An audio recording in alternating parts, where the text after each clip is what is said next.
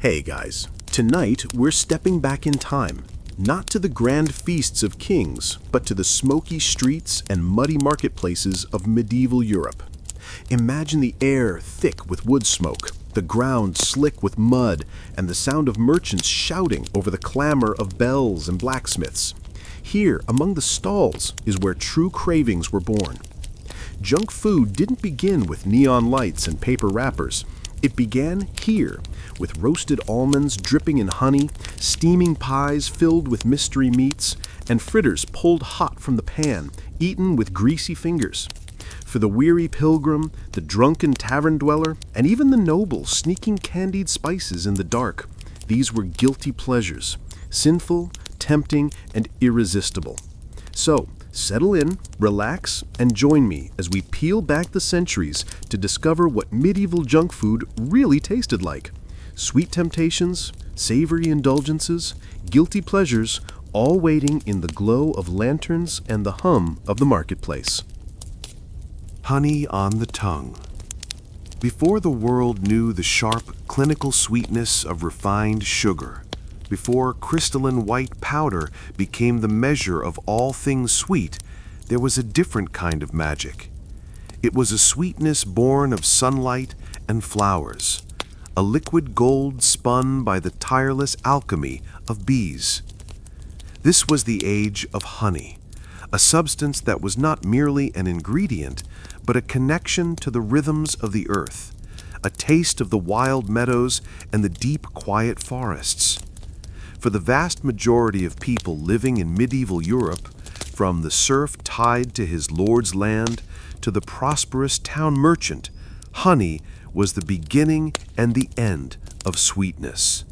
It was a gift, a treasure, and a profound comfort.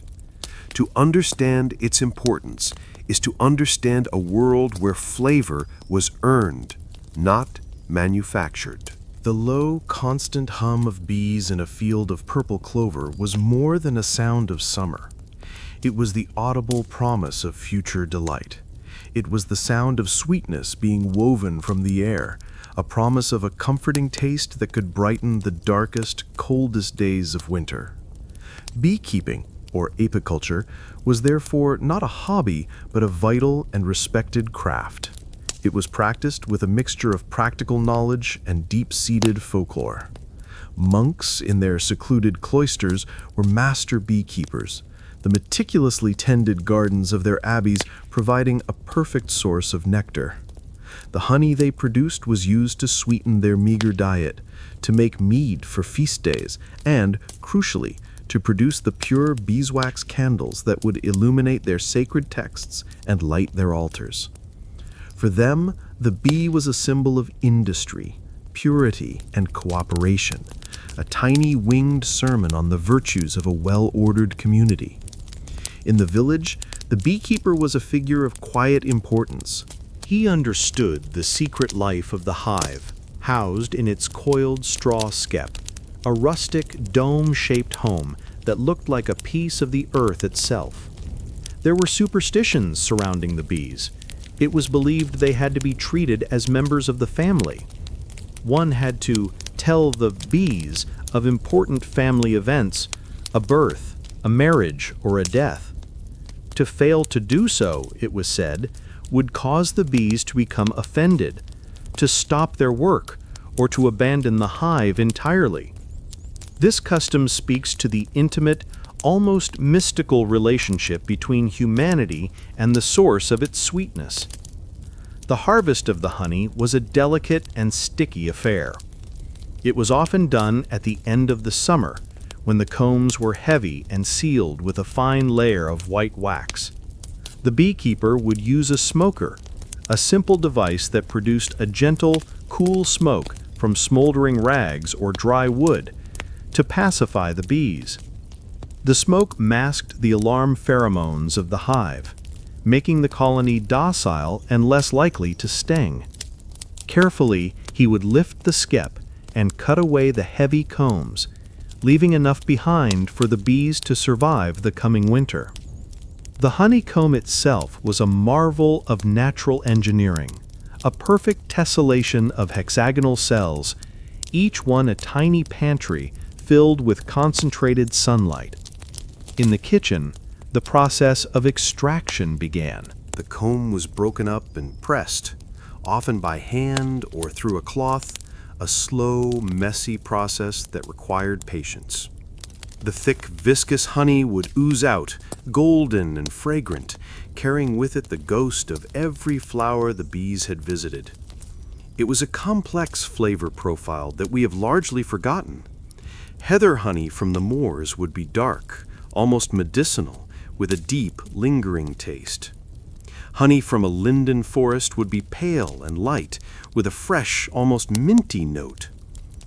Clover honey from the open fields was the classic sweet floral taste. Each pot of honey was a unique record of a specific place and a specific season.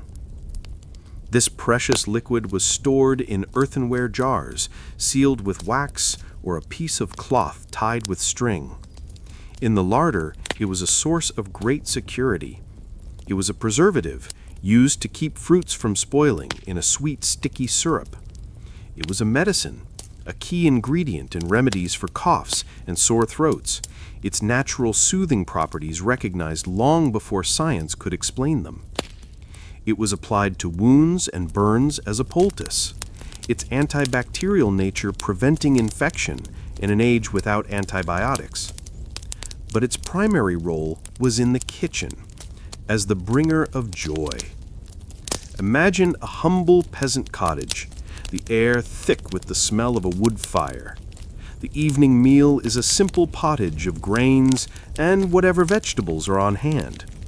For a treat, the mother brings out a dense, dark loaf of bread made from rye or barley flour. She takes a wooden spoon and dips it into the honey pot, drawing out a glistening amber thread, which she drizzles over a slice of bread. For a child, this is a moment of pure bliss, a simple, profound pleasure that elevates the most basic food into a feast for the senses. The honey cake was perhaps the most common medieval sweet. It was not the light, airy confection of a modern bakery. It was a sturdy, substantial thing, its texture dense and moist, its flavor a deep and complex sweetness from the honey, often complemented by the warmth of ground ginger or other humble spices, if they could be afforded. It was a food of celebration, made for holidays and feast days, but also a food of comfort, a slice of which could make the bleakest winter day feel a little brighter. It was energy, it was warmth, it was the taste of summer sunshine, captured in a jar and saved for the darkness. Honey was the simple golden thread of sweetness woven through the very fabric of medieval life, a constant, gentle reminder that even in a harsh and difficult world, there were moments of pure, natural, and unadulterated delight to be found. Candied spices from afar. Let us now travel far from the familiar, sun-drenched meadows of the European beekeeper, embarking on a journey of the imagination that mirrors one of the most arduous and lucrative trade routes in human history. We leave behind the gentle, earthy sweetness of honey and venture into a realm of flavor so intense, so exotic, and so astronomically expensive that it was treated not as food, but as a form of treasure, a status symbol as potent as jewels or silk. This is the world of the Eastern spices and the almost mythical confection known as candied spice. For the medieval nobleman, seated in his great hall, the taste of sweetness was a complex affair, a way to display not just his wealth, but his connection to a wider, more mysterious world. The spices that were the foundation of this display, cinnamon, cloves, nutmeg, mace, ginger, cardamom, pepper, grew in lands that were, to the European mind, the stuff of legend. They came from the spice islands of Indonesia, the Malabar coast of India, from Sri Lanka, and the farthest reaches of Asia. These were the Indies, a place of fantastical beasts, immense riches, and scorching sun, a world accessible only through a long and perilous chain of trade. A single peppercorn or a dried clove was a traveler that had passed through countless hands. It was harvested by a local farmer, sold to a merchant who carried it by boat to a bustling port, where it was bought by Arab sailors who navigated the treacherous waters of the Indian Ocean. It might then travel by camel caravan across the deserts of the Middle East, its value increasing with every dusty mile. Finally, it would arrive at a great Mediterranean port like Alexandria or Constantinople, where the powerful Venetian and Genoese merchants, who held a fiercely guarded monopoly, would purchase it. Only then would it begin the final leg of its journey into Europe, making its way to the castles and manors of the north. This incredible journey meant that spices were worth more than their weight in gold. A pound of nutmeg in 14th century England was said to cost the same as 7 fattened oxen. A sack of pepper was a princely gift. Spices were used to pay rents, settle debts, and were bequeathed in wills. They were kept in locked boxes called spice caskets, as carefully guarded as a nobleman's coffers. The primary use for these spices was, of course, in the kitchen, where they were used with a lavish hand to season the rich meat and game dishes of the elite. Their powerful aromatic flavors were a sign of sophistication and helped to mask the taste of preserved meats. But the ultimate, most decadent expression of this spicy wealth was to eat the spices themselves, transformed into a confection. The process of candying a spice was a delicate art. It required another immense luxury: sugar. A single whole clove, a sliver of dried ginger root, a coriander, or aniseed would be painstakingly coated in a thick syrup of molten sugar. As the sugar cooled, it would harden into a crystalline shell, encasing the spice within. This was not a treat to be eaten by the handful. It was the grand finale of a great feast, served after the main courses had been cleared away. A special, often ornate silver or pewter dish, known as a spice plate, would be brought out, bearing small, glittering piles of these candied spices, alongside other expensive sweets like sugared almonds and dried fruits from the Levant. A guest would be expected to take just one or two. The experience of eating one was a carefully orchestrated explosion of sensations. First, the sharp, clean sweetness of the sugar shell would crackle and dissolve on the tongue. This was immediately followed by the intense, almost overwhelming aromatic power of the spice locked within. A candied clove would release a warm, numbing, medicinal heat. A piece of candied ginger would offer a fiery, pungent kick. A candied aniseed would flood the mouth with a strong, licorice-like flavor.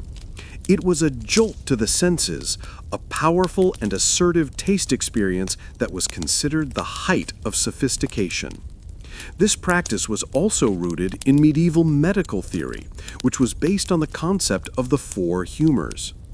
It was believed that a heavy meal of rich meats and wine would disrupt the balance of these humors in the body. The hot, dry nature of the spices was thought to counteract the cold, moist properties of the food, thus aiding digestion and restoring equilibrium. So this after-dinner indulgence was both a luxurious pleasure and a form of preventative medicine, a way to settle the stomach after a bout of feasting that, to a modern observer, would look like a deliberate act of gluttony. To sit in the flickering torchlight of the great hall, sipping a cup of spiced wine and slowly savoring a single perfect sugar-coated clove was to participate in a ritual of power. Every tiny, glittering morsel was a testament to the host's wealth and global reach. It was an edible jewel, a taste of a faraway world that few could even imagine, let alone afford. The sweetness of the sugar and the fire of the spice combined in a single bite was the very taste of medieval luxury. A fleeting, intense pleasure that spoke volumes about the vast, invisible networks of trade, power, and desire that connected a remote European castle to the most distant corners of the known world. The peddler's sugared almonds. Let us now descend from the rarefied atmosphere of the nobleman's private feast and return to the vibrant, chaotic, and altogether more democratic world of the medieval street. Here, amidst the clamor of merchants hawking their wares, the rumbling of wooden cartwheels on cobblestones, and the general hubbub of urban life, sweetness was not a symbol of global power, but an immediate, accessible, and deeply satisfying pleasure. If you were to follow your nose through this bustling scene, past the smells of livestock, wood smoke, and baking bread, you might be drawn to a particularly enticing aroma, the warm, toasty scent of roasting nuts mingled with the intoxicating perfume of caramelizing sugar. This was the domain of the street peddler, a humble artisan of indulgence, who, with a simple charcoal brazier and a large, shallow pan, created one of the most beloved and enduring treats of the Middle Ages, sugared almonds. This confection occupied a perfect middle ground in the medieval hierarchy of sweets. It was a significant step up from the common honey cake, offering a touch of the exotic and a more refined texture. Yet it was a world away from the astronomical expense of candied spices. Almonds themselves were an import, cultivated in the warmer climates of Spain, Italy, and the Levant. They could not be grown in the cool, damp fields of England or northern France. This fact alone lent them an air of sophistication. They were a taste of the sunny South, a small luxury that was nonetheless within the reach of a townsperson with a few pennies to spare. The creation of sugared almonds was a form of public theater, a masterclass in sensory marketing. The peddler's setup was simple but effective. His brazier would glow with hot coals, providing a steady, even heat. Over this, he would place his pan, often made of copper or iron. The process would begin by toasting the raw almonds. He would toss them in the dry, hot pan, the constant motion preventing them from burning, until they were fragrant and a shade darker, their natural oils released by the heat. This toasting process was crucial, giving the final product a deep, nutty flavor and a satisfyingly crunchy texture. Then came the moment of transformation. The peddler would add his sweetener. While the wealthiest confectioners used expensive, refined sugar, a street vendor might use a coarser, less refined sugar, or a thick, viscous honey. He would pour it over the hot nuts, and the alchemy would begin. The mixture had to be stirred constantly and vigorously with a long wooden spoon. The heat of the pan would melt the sugar or honey into a bubbling, molten liquid that coated every almond. As he continued to stir, the liquid would begin to cool and crystallize, forming a brittle, uneven, and utterly delicious shell around each nut. The sound of this process was part of its appeal.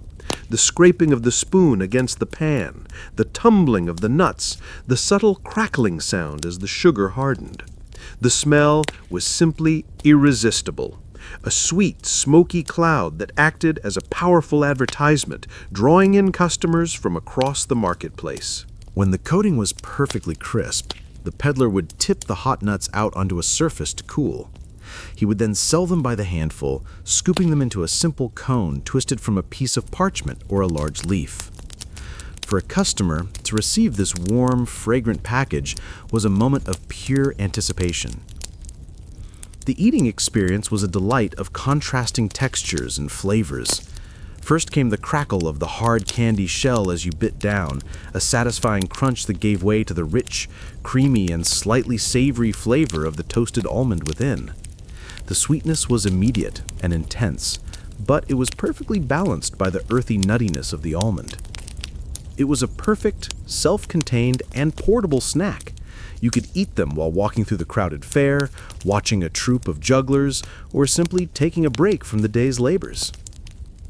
These sugared almonds, often known by names like confits or dragées, were especially popular during festivals, weddings, and other celebrations. They were a food of joy, an affordable indulgence that felt special. For a common person whose daily diet might consist of little more than bread, cheese, and a simple vegetable pottage, the purchase of a cone of sugared almonds was a deliberate act of pleasure-seeking. It was not about sustenance. It was about treating oneself to something purely for the joy of it. It was a taste of a more luxurious world, a small, sweet rebellion against the monotony of the everyday. The tradition of the sugared almond has proven to be incredibly resilient. The Jordan almond, a smooth, candy-coated version often given as a wedding favor, is its direct descendant. The candied nuts sold at street fairs and holiday markets today are part of a continuous tradition that stretches back for centuries, born on the bustling, vibrant streets of the medieval city. It is a testament to the timeless, universal appeal of a simple pleasure: a good nut, a little heat, and a generous coating of crystalline sweetness. Mead and mulled wine. Sweetness in the medieval world was not always a solid treat to be held in the hand and eaten. Often, it was a liquid comfort, a warming, fragrant, and intoxicating pleasure to be sipped slowly from a wooden cup or an earthenware mug. In an age before the widespread availability of tea, coffee, or hot chocolate, the primary sources of warm, comforting beverages were alcoholic, and they were frequently and generously sweetened. In the flickering candlelight of a smoky tavern, in the great hall of a lord after a hunt, or around the humble hearth of a farmhouse on a winter's night, two drinks reigned supreme as the ultimate liquid indulgence: mead and mulled wine. These were more than just beverages. They were complex concoctions that blurred the lines between drink, dessert, and medicine, offering warmth, solace, and a touch of sweet escapism. Mead, often poetically referred to as the nectar of the gods, has a lineage that stretches back into the mists of antiquity. It is arguably the oldest alcoholic beverage known to humanity, predating both wine and beer. Its creation was a simple and magical act of transformation, relying on the natural sweetness of honey. The process began with the two essential ingredients: honey and water. These were mixed together to create a solution called a must. This mixture was then left to ferment, either with wild yeasts present in the air and the honey itself, or with the addition of a starter from a previous batch. Over weeks or months, the yeasts would consume the sugars in the honey, producing alcohol and carbon dioxide. The result was a drink that was as varied and complex as the honey from which it was made. A mead brewed from light, floral clover honey would be pale, delicate, and subtly sweet. A mead made with dark, robust heather honey would be rich, complex, and almost medicinal in its intensity. The basic mead was sweet and potent, a smooth, velvety drink that warmed the body from the inside out. It was particularly popular in the colder climes of Northern Europe, in places like Britain, Scandinavia, and Germany, where grapes for wine could not be easily grown. But the art of the mead maker often went further. Spices and herbs were frequently added during the fermentation process, or infused into the finished product. A mead infused with herbs was known as a metheglin, a word derived from the Welsh for medicinal liquor. A sprig of thyme, a handful of lavender flowers, or the root of sweet woodruff could add layers of aromatic complexity. Spiced meads, known as sicers when made with apple juice, or piments when made with grape juice, were also popular. A winter mead might be heavily spiced with cloves, cinnamon, and ginger, creating a deeply warming and festive drink. To drink a cup of mead was to connect with ancient traditions. It was the drink of the Anglo-Saxon mead hall, celebrated in epic poems like Beowulf, a symbol of community, loyalty, and celebration. It was a sweet, potent taste of history itself. In the southern parts of Europe, where vineyards carpeted the hillsides, wine was the drink of choice. And while a fine vintage would be enjoyed on its own, the medieval world also produced a great deal of rough, cheap, and acidic wine. The genius of mulled wine was that it could take even the most unpalatable of wines and transform it into a delicious, comforting, and luxurious beverage. The process, known as mulling, was a brilliant invention born of both practicality and a love for complex flavors. A large cauldron or pot of red wine would be set over a gentle fire. It was crucial that the wine be heated slowly and never allowed to boil, which would burn off the alcohol and ruin the delicate flavors. Into this warming wine, a symphony of spices would be added: a stick of cinnamon, a handful of whole cloves, a few star anise, a sliver of ginger, perhaps a bay leaf or a blade of mace. These were the classic ingredients. The choice and quantity of spices were a reflection of the host's wealth. A lord's mulled wine, known as hypocras, would be extravagantly spiced, a clear demonstration of his access to the expensive treasures of the East. To this fragrant infusion, a sweetener was added. A generous spoonful of dark honey, or, for the truly opulent, a chunk broken from a precious sugar loaf, would be stirred in until it dissolved completely. The resulting drink was a multi-sensory experience. The aroma alone was intoxicating, a rich, spicy, and sweet perfume that filled the room and promised immediate comfort. The taste was a perfect balance of the wine's acidity, the deep warmth of the spices, and the soothing sweetness of the honey or sugar. To hold a warm mug of mulled wine between one's hands on a cold, damp evening was to possess a powerful antidote to the winter chill. It was a liquid embrace, a drink that seemed to radiate warmth through the body and soul. It was the quintessential drink of Christmas and other winter festivals, a shared pleasure that brought people together, loosening tongues and lifting spirits. Both mead and mulled wine were more than just ways to consume alcohol. They were complex, artisanal creations, liquid desserts that showcased the medieval love for combining sweet, spicy, and potent flavors. They were the taste of celebration, the flavor of a cozy evening by the fire, and a testament to the enduring power of a warm, sweet drink to bring comfort and joy in even the darkest of times. The sticky legacy of dates and figs.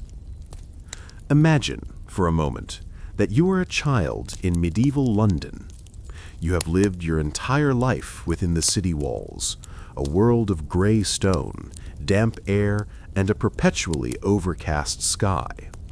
The flavors of your world are the flavors of the north, the sharp tang of apples from the autumn orchard, the earthy sweetness of roasted parsnips, the fleeting burst of wild strawberries found in the woods for a few weeks in early summer, and the dark, wine-like juice of blackberries gathered from thorny hedgerows. Your understanding of fruit is shaped by this temperate, often cool climate. Then, one day at a bustling market fair, your father buys a rare and expensive treat. It is a string of small, dark, wrinkled objects, their skin leathery and dusted with a fine, sugary powder. He hands you one. It looks like nothing you have ever seen, perhaps a strange, withered plum. You place it in your mouth, and your world of flavor is irrevocably altered. A dense, almost jammy sweetness, so intense and so concentrated that it feels like a confection, floods your senses. This was the profound experience of tasting a dried date or a fig for the first time in the Middle Ages. These were not merely fruits, they were edible storytellers. sticky, sweet ambassadors from a sun-drenched, almost mythical world that existed only in the tales of crusaders and pilgrims. Dates and figs were children of a climate utterly alien to most Europeans. The date palm, with its need for intense, dry heat, flourished in the oases and river valleys of North Africa and the Middle East. The fig tree, with its soft, yielding fruit, was a staple of the Mediterranean basin. These were the lands of the Bible, the Holy Land, and this association lent these fruits an almost sacred aura. They were the taste of a hallowed geography. The genius of these fruits lay in their natural affinity for preservation. After being harvested, they were laid out on mats under the relentless sun. This ancient, simple process of dehydration did two things. It removed the water content, making them resistant to spoilage, and it concentrated their natural sugars to an astonishing degree. The result was a food that was not only intensely sweet, but also incredibly durable, a perfect commodity for long-distance trade. Their journey to the north was a long and arduous one, a testament to the medieval world's burgeoning global economy. They were packed tightly into wooden barrels or crates and loaded into the holds of merchant ships in ports like Alexandria or Acre.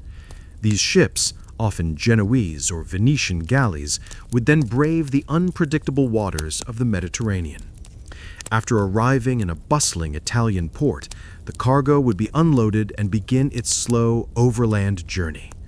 Transferred to the backs of mules or into heavy, slow-moving carts, the dates and figs would travel over the Alps, following ancient Roman roads and newly established trade routes, passing through countless hands and accumulating cost at every toll booth and city gate.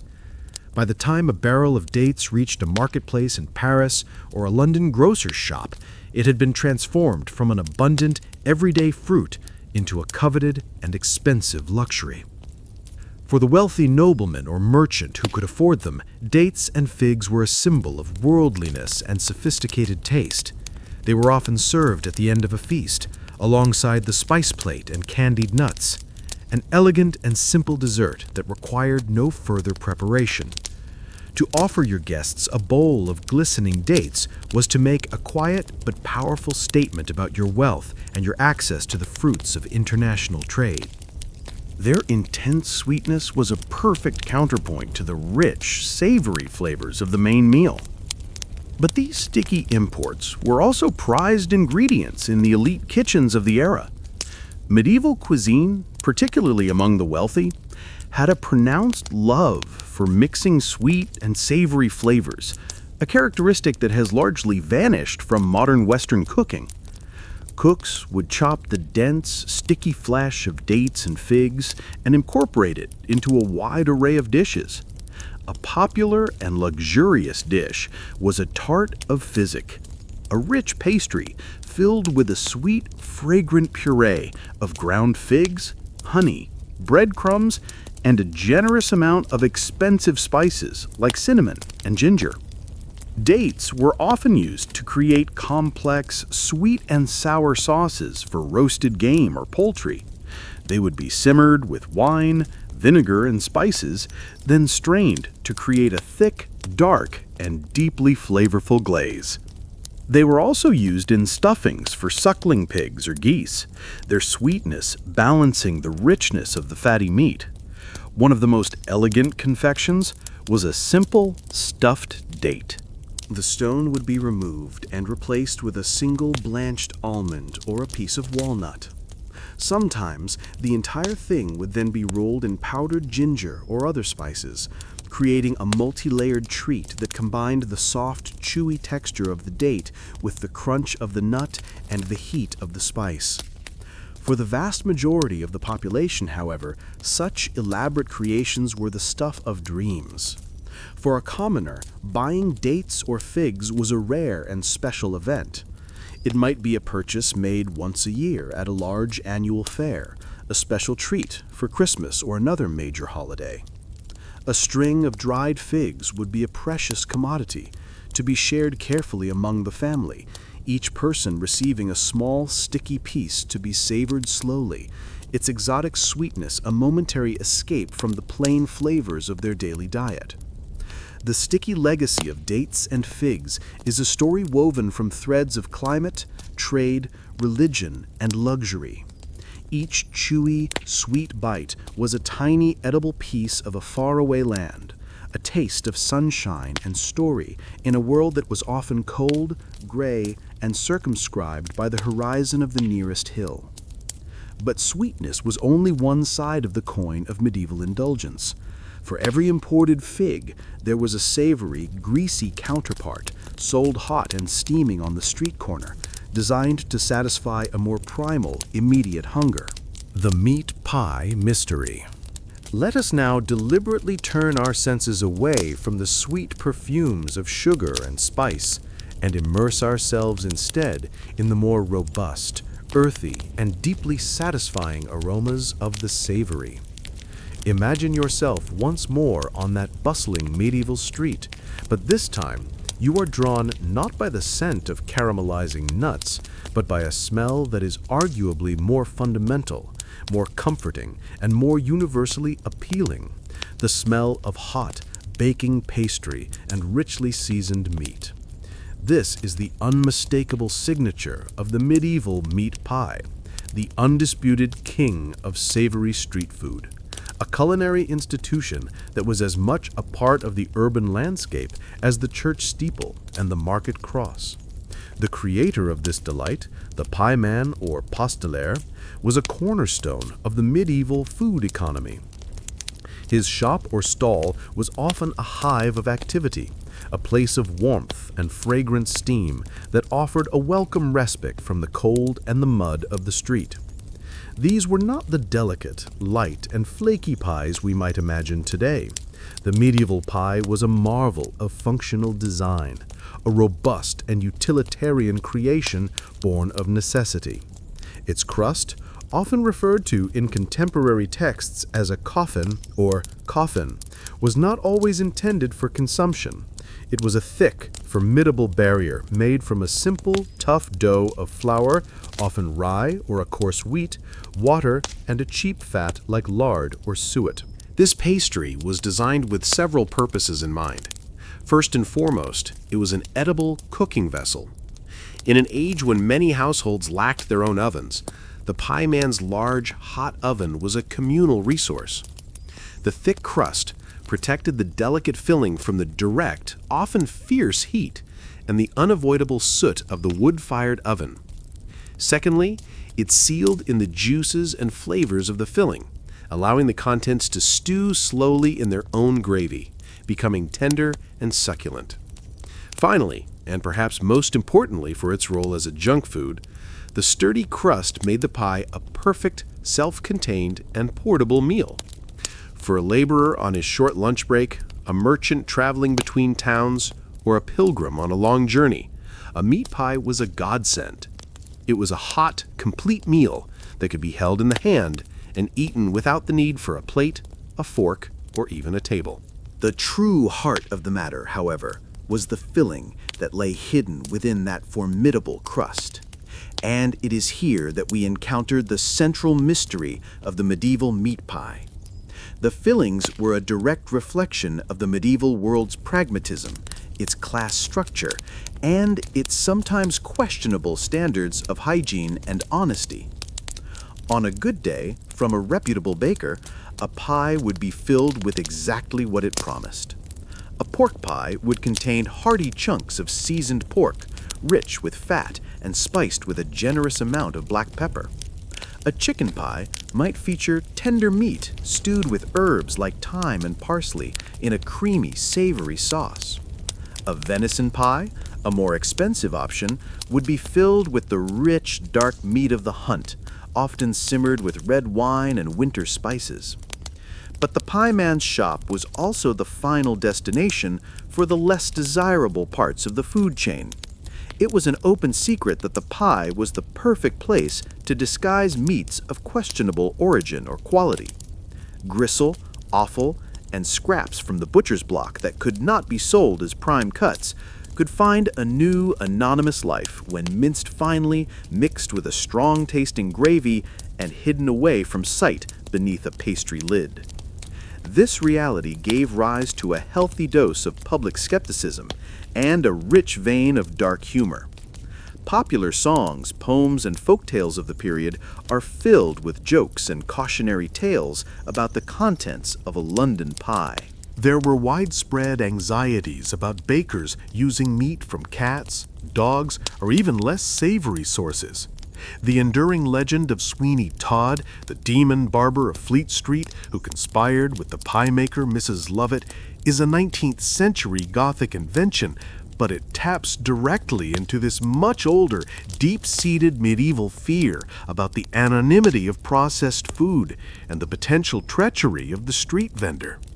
For the wealthy, of course, pies were an entirely different matter. They were a canvas for culinary artistry. A nobleman's feast might feature pies of staggering complexity and beauty, filled with exotic and expensive birds like pigeons, herons, cranes, or even peacocks. In a stunning display of gastronomic theater, the bird would often be cooked, placed in the pie, and then, after baking, its head and magnificent tail feathers would be reattached to the crust, making it look as though the creature were still alive. But on the street, the pie was a humble, democratic, and deeply satisfying food. For a few pence, you could purchase a pocket of warmth against the cold day. It would be handed to you, often wrapped in a simple cloth to protect your hands from the blistering heat and the inevitable grease that seeped through the crust. The experience of eating it was direct and comforting. The thick crust would hold its shape as you broke off pieces, using them as an impromptu spoon to scoop up the hot, savory filling. The taste was intense and deeply satisfying, salty, peppery, and profoundly meaty, the richness of the gravy slowly soaking into the dense inner wall of the pastry coffin. It was a complete and nourishing meal in the palm of your hand, providing the essential fat, protein, and carbohydrates needed to fuel a day of hard physical labor. The medieval meat pie was a microcosm of the society that created it. Practical, ingenious, sometimes mysterious, and ultimately undeniably satisfying. It was a mystery wrapped in a crust, a greasy, delicious, and enduring icon of medieval comfort food. The sausage on the street. If the sturdy, mysterious meat pie was the undisputed king of savory medieval street food, then the humble sausage was its loyal, hard-working, and altogether more direct counterpart. There was no pastry coffin to hide its secrets, no need for an oven. The appeal of the sausage was more primal, more immediate. It was the sound and smell of meat and fat sizzling on a hot iron surface, a fragrant, smoky signal that promised instant savory gratification. Cutting through the general din of the marketplace, the haggling of merchants, the lowing of cattle, the cries of children, the distinctive call of the sausage vendor shouting, "Hot sausages! Hot! Get your hot sausages here!" was an essential part of the urban soundscape. It was a call to a simple, honest pleasure. The very existence of the sausage is a testament to the fundamental medieval principle of waste not, want not. In an age before refrigeration, every part of a slaughtered animal had to be used quickly and efficiently. When a pig was butchered, the prime cuts, the loin, the ham, would be reserved for roasting or curing for the wealthy. But what of the trimmings, the odd bits of meat, the organ meats like the liver and heart, and most importantly, the precious fat? To discard these would be an unthinkable extravagance. The sausage was the brilliant millennia-old solution. This was the original form of nose-to-tail eating, born of pure necessity. The process was laborious but effective. The scraps of meat and fat were painstakingly minced by hand, not with a grinder, but with a heavy, sharp cleaver on a large wooden block, a rhythmic, percussive task that required skill and stamina. This minced meat was then mixed with a generous amount of salt, which was not just a flavoring, but the primary preservative. Black pepper, a costly but essential spice for masking flavors and adding a pleasant heat, was added, along with a variety of other herbs and spices that might be locally available: sage, thyme, marjoram, or, for a more expensive sausage, a pinch of mace or nutmeg. This seasoned mixture was then carefully and tightly packed into casings, which were typically the cleaned and prepared intestines of the animal itself, a perfect, edible, and entirely natural container. The result was a portable, durable, and intensely flavorful food product that could be preserved for a time or cooked and eaten fresh. On the street, the sausage vendor's stall was a simple affair. A small charcoal brazier provided the heat for a flat iron griddle or a simple grill. The vendor would lay the raw sausages onto the hot, greased surface, and the street-side theater would begin. The sound was as much a part of the advertisement as the smell. The sharp, aggressive sizzle as the cold sausage met the hot iron. The crackle and pop as the casing tightened and the fat began to render and sputter. A plume of savory, greasy smoke would rise, carrying the irresistible aroma of cooked pork and spices through the crowded market, a siren call to the hungry. These sausages were sold singly, a quick, hot, and protein-packed snack designed for immediate consumption. For a penny or two, a customer would receive their purchase blisteringly hot from the griddle. It would be handed over wrapped in a simple piece of rough cloth to protect the hands, or, for a slightly more refined experience, it would be nestled into a split piece of coarse, heavy bread, the distant rustic ancestor of the modern hot dog bun. The experience of eating it was a visceral one. The casing, crisped and slightly charred from the intense heat of the griddle, would provide a satisfying snap when bitten into. This would give way to the hot, juicy, and intensely flavorful interior, a rich and savory mixture of seasoned meat and molten fat. It was a straightforward, uncomplicated food, but it delivered a powerful and deeply satisfying punch of salty, spicy, and fatty flavor. It was the perfect fuel for a body engaged in hard physical labor. Like the meat pie, however, the sausage was not without its own cloud of public suspicion. Given that its contents were minced beyond recognition, it was the subject of endless dark jokes in popular songs. People quipped about what unfortunate animals, stray dogs, cats, or worse, might have found their way into the sausage maker's mincing bowl. Guilds and city authorities often passed regulations in an attempt to control the quality of sausages, forbidding the use of certain organs or spoiled meat, a testament to the very real public anxiety. But for the hungry dock worker, the weary carter, or the traveler in need of a quick hot meal, the immediate, undeniable appeal of a sizzling sausage, cooked in plain sight over a glowing fire, was more than enough to quell any lingering doubts. It was fuel, it was flavor, and it was a small, affordable moment of greasy, savory joy amidst the toil of medieval life. Fried fritters and drenched dough. Let us now imagine a different kind of sizzling sound echoing through the medieval marketplace. A different kind of aroma mingling with the ever-present wood smoke and the savory scent of roasting meats. This is a higher-pitched, more frantic sound, the bubble and hiss of dough hitting a cauldron of boiling fat.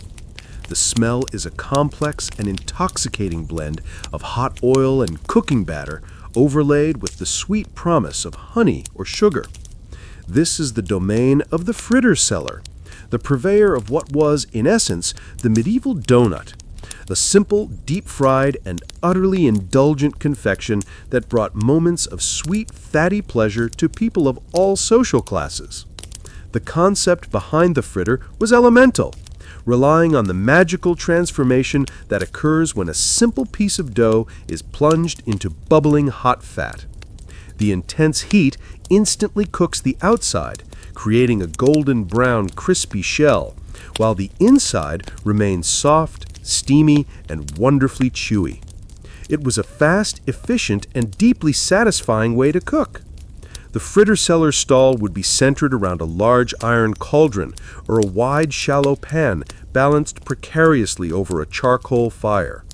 The cauldron would be filled with the cooking medium, most commonly rendered animal fat like lard or beef dripping, which was cheap and plentiful.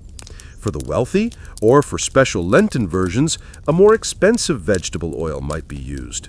The most basic fritter, the kind a common person would buy for a penny, was made from a simple batter. Flour, water or ale, a pinch of salt, and perhaps an egg to enrich it would be mixed together to form a thick, spoonable paste. The seller would take a spoonful of this batter and skillfully drop it into the hot, shimmering fat. The effect was immediate. The batter would sink for a moment before puffing up dramatically, sizzling and dancing in the hot oil as it cooked, turning a beautiful golden brown in a matter of minutes.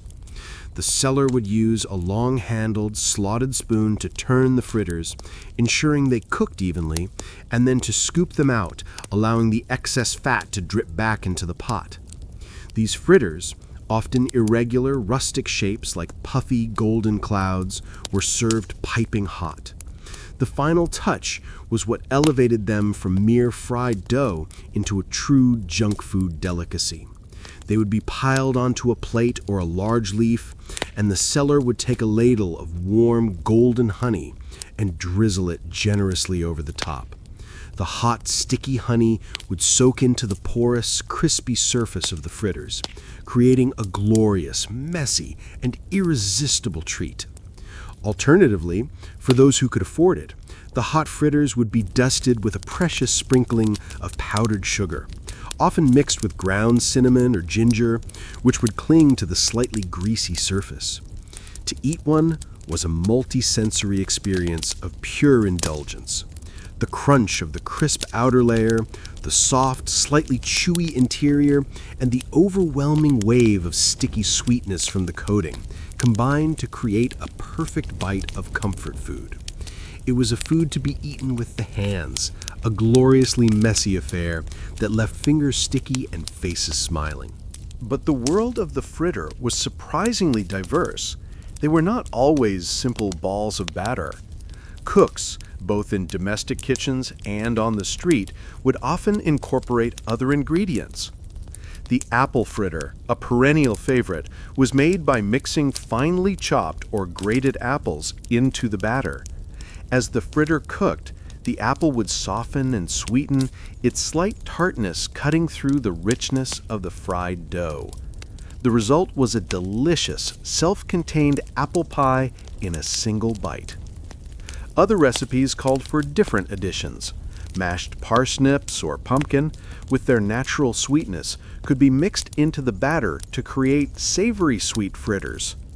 Even flowers, like elderflowers or primrose petals, were sometimes folded in, imparting a subtle, fragrant, and floral note to the finished product.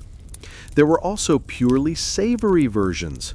A batter could be seasoned with herbs like parsley and sage, or mixed with a strong, crumbling cheese. These would be fried and served with a sprinkling of salt, a hot, savory snack to be enjoyed with a cup of ale. But it was the sweet fritter, in all its golden, greasy glory, that truly captured the public's imagination. They were the quintessential food of festivals, fairs, and celebrations.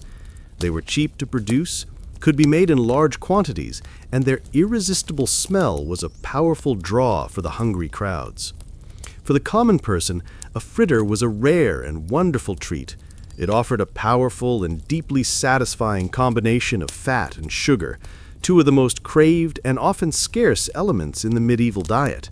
For a single coin, a person could purchase a moment of pure, unadulterated pleasure, a warm, sweet, greasy bite that tasted of joy and celebration. It was the poor man's donut, a humble but delicious reminder that sometimes the most profound comforts can be conjured from the simplest of ingredients, just flour, fat, and a generous touch of sweetness. The hidden egg. Not all of the indulgent treats of the Middle Ages were found amidst the noise and grime of the city streets. Some of the most curious and delightful pleasures were created in the quiet warmth of the domestic kitchen, reserved not for the rush of daily life, but for special, sacred occasions. These were foods that were as rich in symbolism as they were in flavor, designed to be shared around the family table, creating a sense of wonder and community. One of the most enchanting and peculiar of these was the practice of baking a whole, hard-boiled egg directly inside a loaf of bread. This was not an everyday food, not a simple snack to be grabbed on the go. It was a dish deeply intertwined with the rhythms of the Christian calendar, most specifically with the celebration of Easter. It was a culinary parable, a food that told a story. In the rich symbolic language of the medieval world, the egg was a powerful and ancient symbol of new life, fertility, and, in the Christian context, the resurrection of Christ. The hard shell of the egg was seen to represent the sealed tomb, while the life held within symbolized the promise of rebirth. By baking this egg inside a loaf of bread, the bread itself became the tomb. The act of breaking open the loaf was a reenactment of the stone being rolled away, revealing the promise of new life hidden within. The creation of this special loaf, sometimes known as Paschal bread or Easter bread, was a small but meaningful domestic ritual. The process would begin with the boiling of the eggs until they were perfectly hard. Their shells would then be carefully peeled away, revealing the smooth, pristine white oval. Meanwhile, the bread dough would be prepared. Often, for such a special occasion, the dough itself would be enriched. Instead of the coarse, dark flour of the everyday loaf, a finer, whiter wheat flour might be used. A knob of precious butter, a splash of milk, or even a few strands of expensive saffron to lend the crumb a beautiful golden color and a subtle aromatic flavor might be kneaded into the dough. As the dough was being given its final shaping before being left to rise, the magic would happen. The smooth, naked egg would be carefully nestled deep into the center of the soft dough. The dough would then be folded over and around the egg, sealing it completely from view, creating a seamless, ordinary-looking loaf. There was no outward sign of the secret that it held within. The loaf would then be placed in the hearth or a communal bakehouse oven. As it baked, the outside would turn a deep, crusty brown, and the familiar, comforting smell of fresh bread would fill the air. The moment of revelation came at the Easter feast table. The warm, fragrant loaf, a symbol of life and sustenance in its own right, would be brought out. As the head of the household took a knife and sliced the loaf open, the secret would be revealed.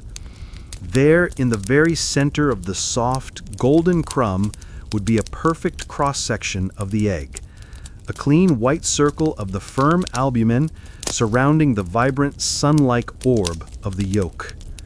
For the children at the table, it must have seemed like a wonderful and delightful trick, a culinary surprise that added a layer of magic and excitement to the solemnity of the holiday. It transformed a simple loaf of bread from mere food into an object of fascination and joy. The experience of eating it was a unique combination of simple, comforting flavors and textures.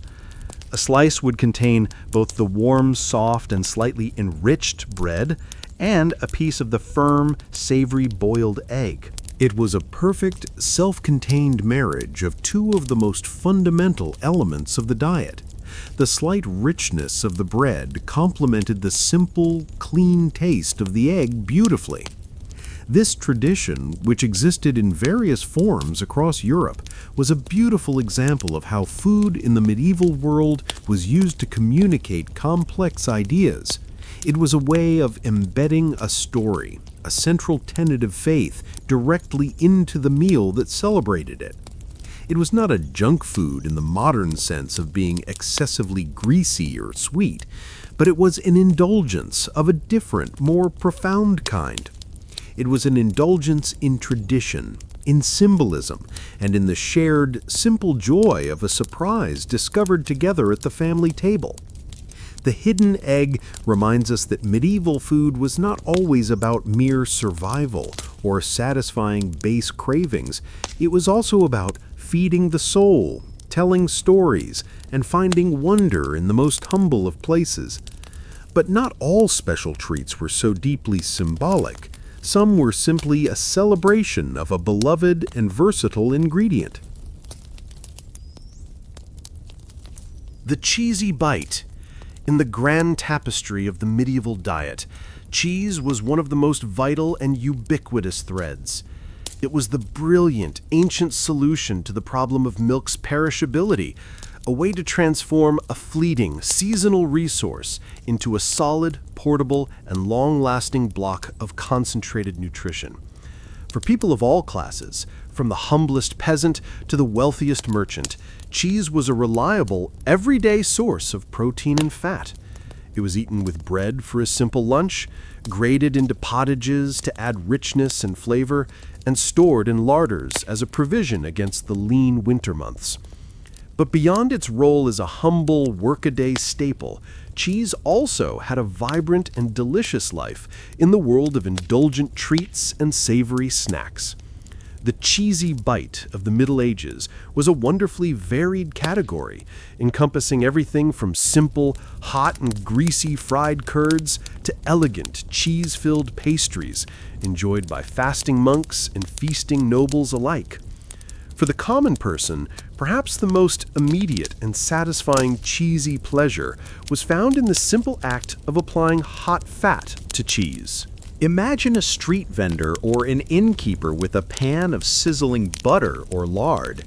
He would take soft, fresh cheese curds, perhaps lightly dusted in flour or breadcrumbs, and drop them into the hot fat. They would fry quickly, the outside turning a crisp golden brown while the inside melted into a warm, soft, and gloriously stringy mass. Served hot with a sprinkle of salt, this was the medieval equivalent of a mozzarella stick or a Welsh rarebit. A quick, deeply comforting snack that delivered a powerful punch of salty, fatty, and savory flavor. The contrast between the crispy coating and the molten interior was irresistible.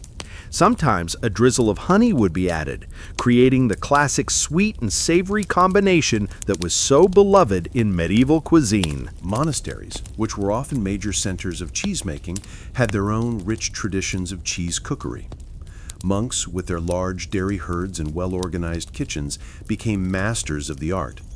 During the many fasting periods of the church calendar, when meat was forbidden, cheese was often a permitted source of protein and fat, making it a cornerstone of the monastic diet. This necessity led to great culinary invention. Monks created rich cheese tarts and small enclosed pastries known as chewits or darioles. These would be filled with a savory custard made from cheese, eggs, cream, or almond milk during Lent, and sometimes spices like ginger, or a pinch of precious saffron, which would give the filling a beautiful golden hue. Baked in a rich pastry crust, these were savory, satisfying, and considered a perfectly permissible indulgence during times of supposed austerity. In the kitchens of the wealthy, cheese was an essential ingredient in more sophisticated and elaborate dishes. Powdered hard cheeses, like the ancestors of Parmesan, were used as a thickener and flavor enhancer in countless sauces. A popular and spectacular banquet dish was lucens, a medieval forerunner of lasagna, which consisted of layers of pasta sheets alternating with a rich mixture of cheese and spices baked until bubbly. But perhaps the creation that most closely resembles a modern junk food was a type of savory cheesecake, or cheese fritter. These were nothing like the sweet, creamy, graham cracker-crusted dessert we know today. A medieval cheesecake was often a small, individual pastry, a pocket of dough filled with a soft, fresh cheese, which would then be deep-fried in hot lard. The pastry would puff up in the heat, becoming golden and crisp, while the cheese inside would melt into a hot, gooey core. These were often served as part of a banquet, a small, hot, and intensely rich bite to be eaten between other courses. They represented a more rustic, less formal kind of luxury compared to the elaborate sugar work of the dessert course. Whether it was a simple piece of fried curd bought for a penny from a market stall, a delicate cheese tart baked in the quiet of a monastery, or a rich cheese-filled fritter served at a noisy banquet, the cheesy bite was a versatile and universally beloved part of medieval food culture. It showcased the incredible transformative power of cheese, its ability to be elevated from a simple block of preserved milk into something hot, crispy, melted, and utterly irresistible. It was a celebration of fat and salt, a savory indulgence that provided comfort and satisfaction to every level of medieval society. Yet, for all its savory delights, sometimes the most profound pleasures were even more primal. The roast on a stick. There is something ancient and undeniably primal about the act of cooking meat over an open fire. It is a sensory experience that speaks to our deepest, oldest instincts, a ritual that connects us to the very dawn of human culture. It is the mesmerizing sight of the red-orange flames licking at the food, the evocative sound of fat sizzling and dripping onto the hot coals below, and, above all, the intense, smoky, and mouth-watering aroma that promises immediate, savory satisfaction. In the medieval period, this fundamental culinary experience was perfected and made portable in the form of the roast on a stick. This was not the refined cuisine of the banquet hall, with its complex sauces, delicate presentations, and elaborate subtleties. This was the food of the common man in a celebratory mood, the food of the bustling fair, the dusty military encampment, the crowded marketplace, and the well-traveled roadside. It was a straightforward, honest, and utterly delicious pleasure for anyone with a hunger for hot, freshly cooked meat. Let us imagine a sprawling festival ground on a saint's day, a temporary city of tents and stalls, alive with the sounds of minstrels, the shouts of merchants, and the laughter of revelers. In a smoky corner of this chaotic scene, you would find the domain of the roaster. His setup would be simple and effective. A long, shallow trench dug into the earth, filled with the glowing, white-hot embers of a hardwood fire. Spanning this trench would be a series of simple supports.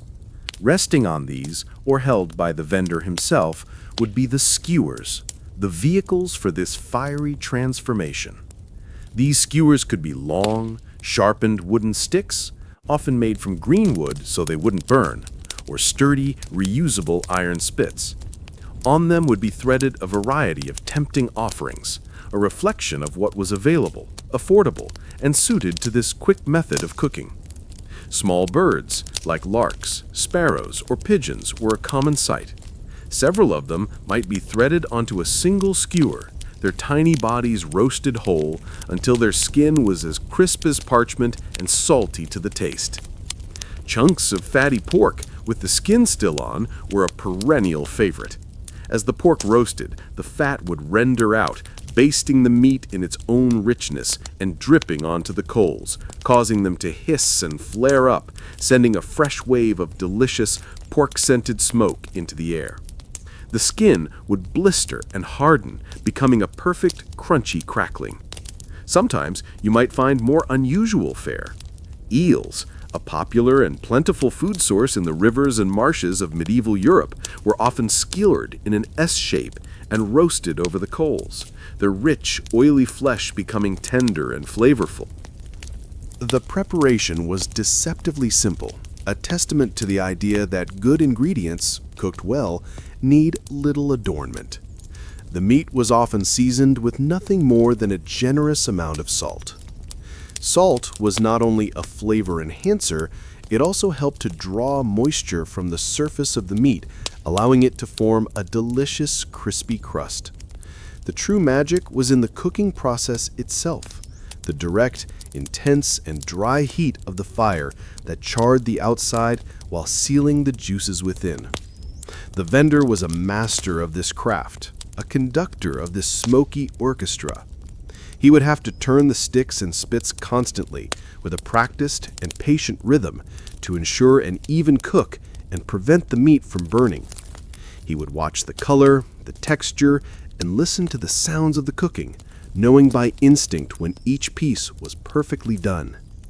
To buy one of these roasts was a simple, direct transaction. You would point to the skewer that caught your eye, the one with the crispiest skin or the juiciest looking piece of pork. You would pay your coin, and the vendor would pull the hot, dripping skewer from the fire.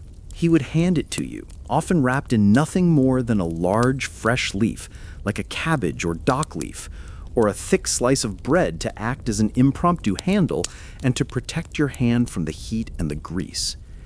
Eating it was a hands-on, deeply satisfying affair. There was no need for a plate, a knife, or a fork. You would hold the skewer and bite the hot, succulent meat directly from it. The flavor was intense and unadorned. The salt, the smoke from the fire, and the pure, unadulterated taste of the meat itself. It was a food that required no ceremony, no pretense. It was immediate, it was substantial, and it was deeply comforting. This was a guilty pleasure in its directness, its simplicity, and its unabashed carnivory. It was a celebration of fire and flesh, a food that connected the medieval fairgoer to his most ancient ancestors. It provided a quick, hot, and protein-rich meal for a soldier on the march, a pilgrim on the road, or a farmer enjoying a rare day of leisure at the fair. It was the ultimate fast food of its era, a hot, savory, and utterly irresistible taste of the wilder, more primal side of medieval life. But not all simple pleasures were so meaty. Some of the most ingenious treats were born from the humblest of leftovers. Ale-soaked treats. In the frugal economy of the medieval household, nothing was ever wasted. This was not a matter of virtuous choice, but of stark necessity. Every scrap of food, every leftover, was a precious resource to be utilized to its fullest potential. And in this world of careful conservation, two of the most fundamental staples of life were bread and ale. Bread was, quite literally, the staff of life, the primary source of calories for the vast majority of the population. But the bread of the common person was not a soft, light, and airy loaf. It was a dense, heavy, and often coarse thing made from rye, barley, or a mixture of grains called maslin. And it had a very short shelf life. Within a day or two, it would become hard, dry, and almost impossible to chew. To throw away this stale bread, however, would be unthinkable, a sin against both God and the household. This is where ale, the other great staple of the medieval diet, came to the rescue. Ale was not just a drink, it was a source of nutrition, a liquid bread that was consumed by men, women, and even children.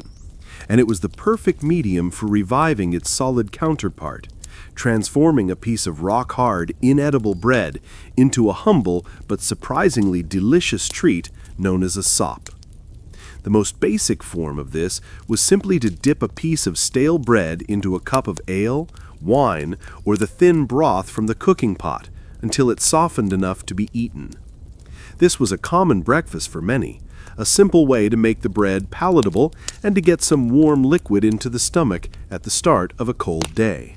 But to elevate this simple act of sustenance into a true guilty pleasure, a moment of genuine indulgence, required the addition of one more crucial ingredient: hot fat. The creation of a proper ale-soaked treat, a fried sop, was a small act of culinary alchemy. A thick slice of stale bread would first be drenched in dark, malty ale. The dry, porous bread would act like a sponge, soaking up the liquid until it was heavy, saturated, and infused with the complex, slightly bitter and bready flavor of the ale. This sodden slice of bread was then carefully placed into a hot pan containing a generous amount of sizzling lard, bacon grease, or beef dripping. The transformation in the hot fat was remarkable. The outside surfaces of the bread would immediately begin to fry, the sugars from the ale and the bread itself caramelizing in the heat. The result was a texture that was a marvel of contrasts. The outside became wonderfully crispy, savory, and golden brown from the fat, while the inside remained soft, moist, and almost custardy, full of the rich flavor of the ale. The intense heat would also cook off the alcohol, leaving behind only the deep, malty essence of the brew. Served hot from the pan, perhaps with a simple sprinkle of salt, it was a dish of profound comfort. It was warm, it was soft, and it was crunchy, all in the same bite. It was also incredibly filling and astonishingly cheap to make, a perfect example of peasant ingenuity. It was a hot, savory meal created from three of the most basic and readily available ingredients in the medieval world: stale bread, ale, and fat. This was the quintessential food of the poor, a testament to their ability to find flavor and joy in the most unpromising of circumstances. While the wealthy were dining on roasted swans and delicate pastries made from the finest white flour, the common man could sit by his own small hearth with a plate of hot, fried ale sops and feel a sense of deep, comforting satisfaction. This was a pleasure born of hardship, a guilty pleasure, not because it was expensive or decadent in the noble sense, but because it was a moment of pure, greasy, savory delight in a life that was often characterized by blandness and scarcity. It was a way to take the most basic, humble elements of survival and, with a little creativity and a hot pan, turn them into something genuinely delicious.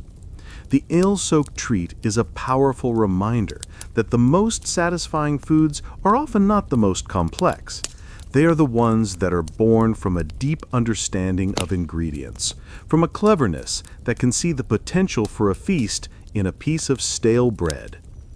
It was a small, smoky, and savory triumph of the medieval home kitchen, a delicious proof that resourcefulness is the true mother of culinary invention. But the medieval palate also craved flavors that were not just savory, but sharp, pungent, and intensely bold. Pickled delights. The medieval palate was a landscape of powerful, assertive flavors, a world away from the subtle and nuanced tastes often prized in modern cuisine. This preference for boldness was not simply a matter of taste. It was a direct consequence of the urgent, ever-present need to preserve food in an age before refrigeration. Salting, smoking, and drying were the cornerstones of food preservation, but it was pickling, the art of submerging food in an acidic brine of vinegar, that produced some of the most intense, memorable, and craveable flavors of the era. While we might not immediately classify pickled foods as junk food today, in the medieval context, they functioned in a similar way. They were the flavor bombs, the sharp, pungent snacks that provided a thrilling jolt to the taste buds, cutting through the richness of other foods and waking up a palate that was often accustomed to a monotonous diet. They were the perfect, sharp counterpoint to a fatty piece of meat or a heavy, malty ale, often enjoyed in the noisy, communal setting of the tavern. Let us imagine a dimly lit, raucous tavern, the air thick with the smell of spilled ale, wood smoke, and damp wool. On the rough-hewn wooden tables, beside the heavy earthenware mugs of beer, you would almost certainly find small wooden bowls containing an assortment of pickled delights. Pickled eggs were a quintessential tavern staple, a tradition that has survived in some pubs to this day. The process was simple. Hard-boiled eggs were peeled and then submerged in a large glass or earthenware jar filled with spiced vinegar. The brine was often flavored with peppercorns, cloves, bay leaves, and sometimes fiery chili peppers if they were available through trade. Over days and weeks, the sharp, acidic brine would work its magic, permeating the egg completely. The white would become firm, almost rubbery, and intensely sour, while the yolk, protected by the white, would remain creamy but absorb the tangy, spicy flavor of the brine. To eat one was to experience a powerful, eye-watering burst of acidity, which would then mellow into the rich, fatty flavor of the yolk. It was the perfect palate-cleansing and protein-rich snack to accompany the slow drinking of several pints of ale. But the world of medieval pickles extended far beyond the humble egg.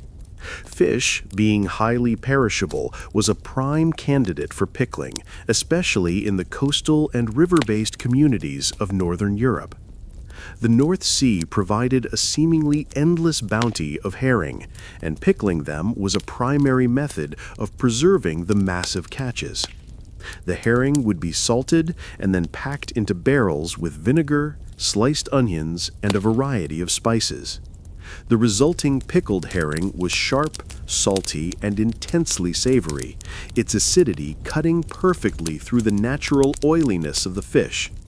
Eaten with a slice of dark, dense rye bread, it was a common, beloved, and nourishing snack, a staple of the diet from England to Scandinavia and across the Hanseatic League. Vegetables, too, were transformed and preserved through the power of pickling. Cabbage was shredded, salted, and packed into crocks to ferment, a process that created sauerkraut, a sour, crunchy, and vitamin-rich condiment that could last through the long winter months. Onions, especially small pearl onions, were peeled and pickled whole, becoming sharp, sweet, and sour jewels. Beets were boiled and then steeped in vinegar, their earthy sweetness transformed into a vibrant, tangy delight that would stain everything it touched a brilliant purple. Even more unusual items found their way into the pickling pot. Green walnuts, picked before their shells had hardened, were pickled in a dark, spiced vinegar, a process that turned them black and created a unique, complex, and earthy flavor that was considered a great delicacy. These pickled items were more than just snacks. They were an essential part of the medieval flavor arsenal. They provided a much-needed source of bright, vibrant taste during the long, bleak winters when fresh produce was a distant memory. A spoonful of sharp, sweet and sour pickled red cabbage could elevate a plate of rich, fatty roast pork, its acidity cutting through the grease and cleansing the palate. A few pickled onions could add a welcome bite to a simple meal of bread and cheese. These were guilty pleasures of a different sort. Their indulgence lay not in fat or sugar, but in their sheer intensity. In a diet that could often be dominated by the bland, starchy flavors of bread and pottage, the sharp, sour, salty, and sometimes spicy explosion of a pickled delight was a welcome shock to the system. It was a way to wake up the senses, a bold and assertive flavor that stands as a powerful testament to the fact that medieval tastes were anything but timid. Midnight banquets. Let us now steal away from the common world of the street and the tavern and ascend once more to the rarefied world of the high nobility. We find ourselves in a great stone castle or a sprawling manor house late in the night. The main evening meal, a long and elaborate affair in the great hall, has been over for hours. The cavernous hall is now quiet and dim, the long trestle tables cleared, and the servants retired to their quarters. Most of the household is deep in sleep. But for the lord of the castle and his most intimate circle of family and favored guests, the night of indulgence is not yet over. This was the time for a secret, almost ritualistic final meal known as the voidie, or the void. This was not a meal for sustenance. It was an act of pure, unadulterated luxury, a final decadent flourish to the day. It was a time for private conversation, for the finest wines, and for the most delicate, expensive, and beautiful of sweet treats, all enjoyed by the soft, intimate glow of candlelight. The voidie was a deliberate retreat from the public, communal nature of the main feast. A small, elegant table would be set up, not in the public space of the great hall, but in the Lord's private solar or bedchamber. This change of venue was significant. It marked a transition from the formal duties of a host to the private pleasures of a connoisseur. Here, in this secluded space, the final and most luxurious course of the day would be presented. After the heavy, savory onslaught of the main banquet, the roasted meats, the game pies, the thick spiced pottages, and the savory custards, the midnight banquet was an affair of lightness, sweetness, and elegance. This was when the spice plate, which we have already encountered, would make its most significant appearance.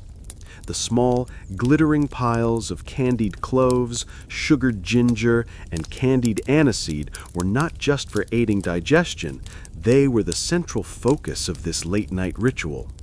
Alongside them would be bowls of the most expensive imported fruits, the sticky, honey-sweet dates from the Levant, and the soft, jammy, dried figs from the Mediterranean, their exotic sweetness a taste of a distant, sun-drenched world.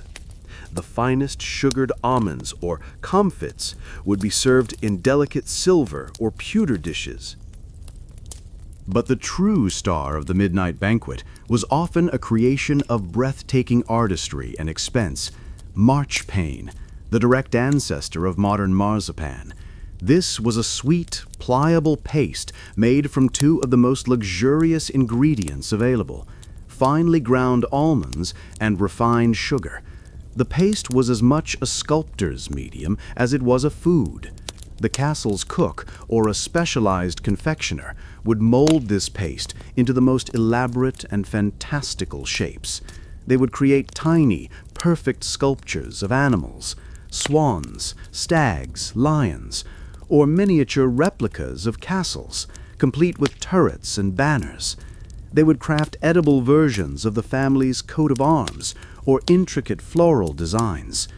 These creations were often painted with natural food colorings and, for the ultimate display of opulence, decorated with delicate flakes of edible gold leaf, which would glisten and shimmer in the flickering candlelight. These delicate, edible works of art were designed to astonish and delight the eye long before they ever touched the palate. To accompany these exquisite sweets, the finest and most expensive wines would be poured. These were not the rough table wines of the main meal. This was the time for sweet, potent, and heavily spiced vintages. The most prized of these was Hippocras, a rich red wine that had been infused with a potent cocktail of the most expensive spices: cinnamon, ginger, cloves, grains of paradise, nutmeg, and then sweetened with a lavish amount of sugar. The wine was often served warm, its fragrant, intoxicating steam filling the small chamber. Sipping this warm, spicy, and deeply alcoholic beverage while nibbling on a piece of sculpted, almond-scented marchpane was an experience of pure, decadent, and multisensory luxury. The guilt of this pleasure lay in its utter and complete excess.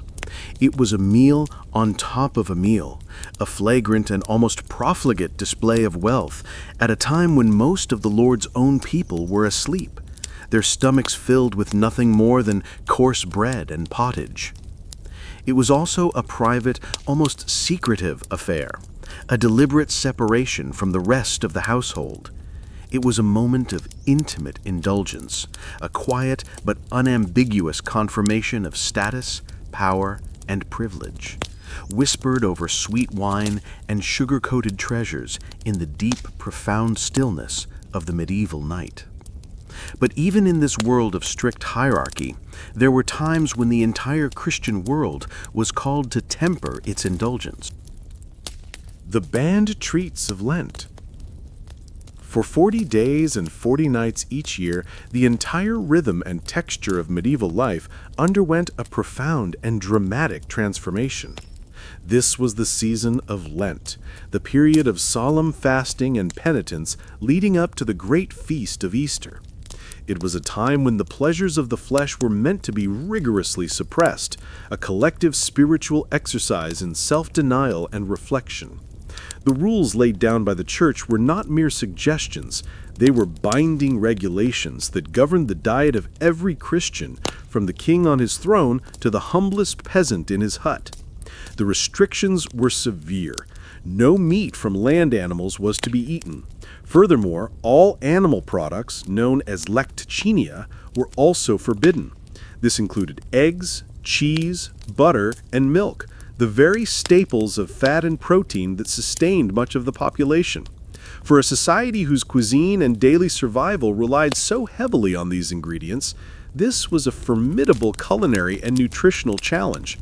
Yet, the human craving for pleasure, for deliciousness, and for a touch of indulgence is a powerful and resilient force, not so easily extinguished by religious edict.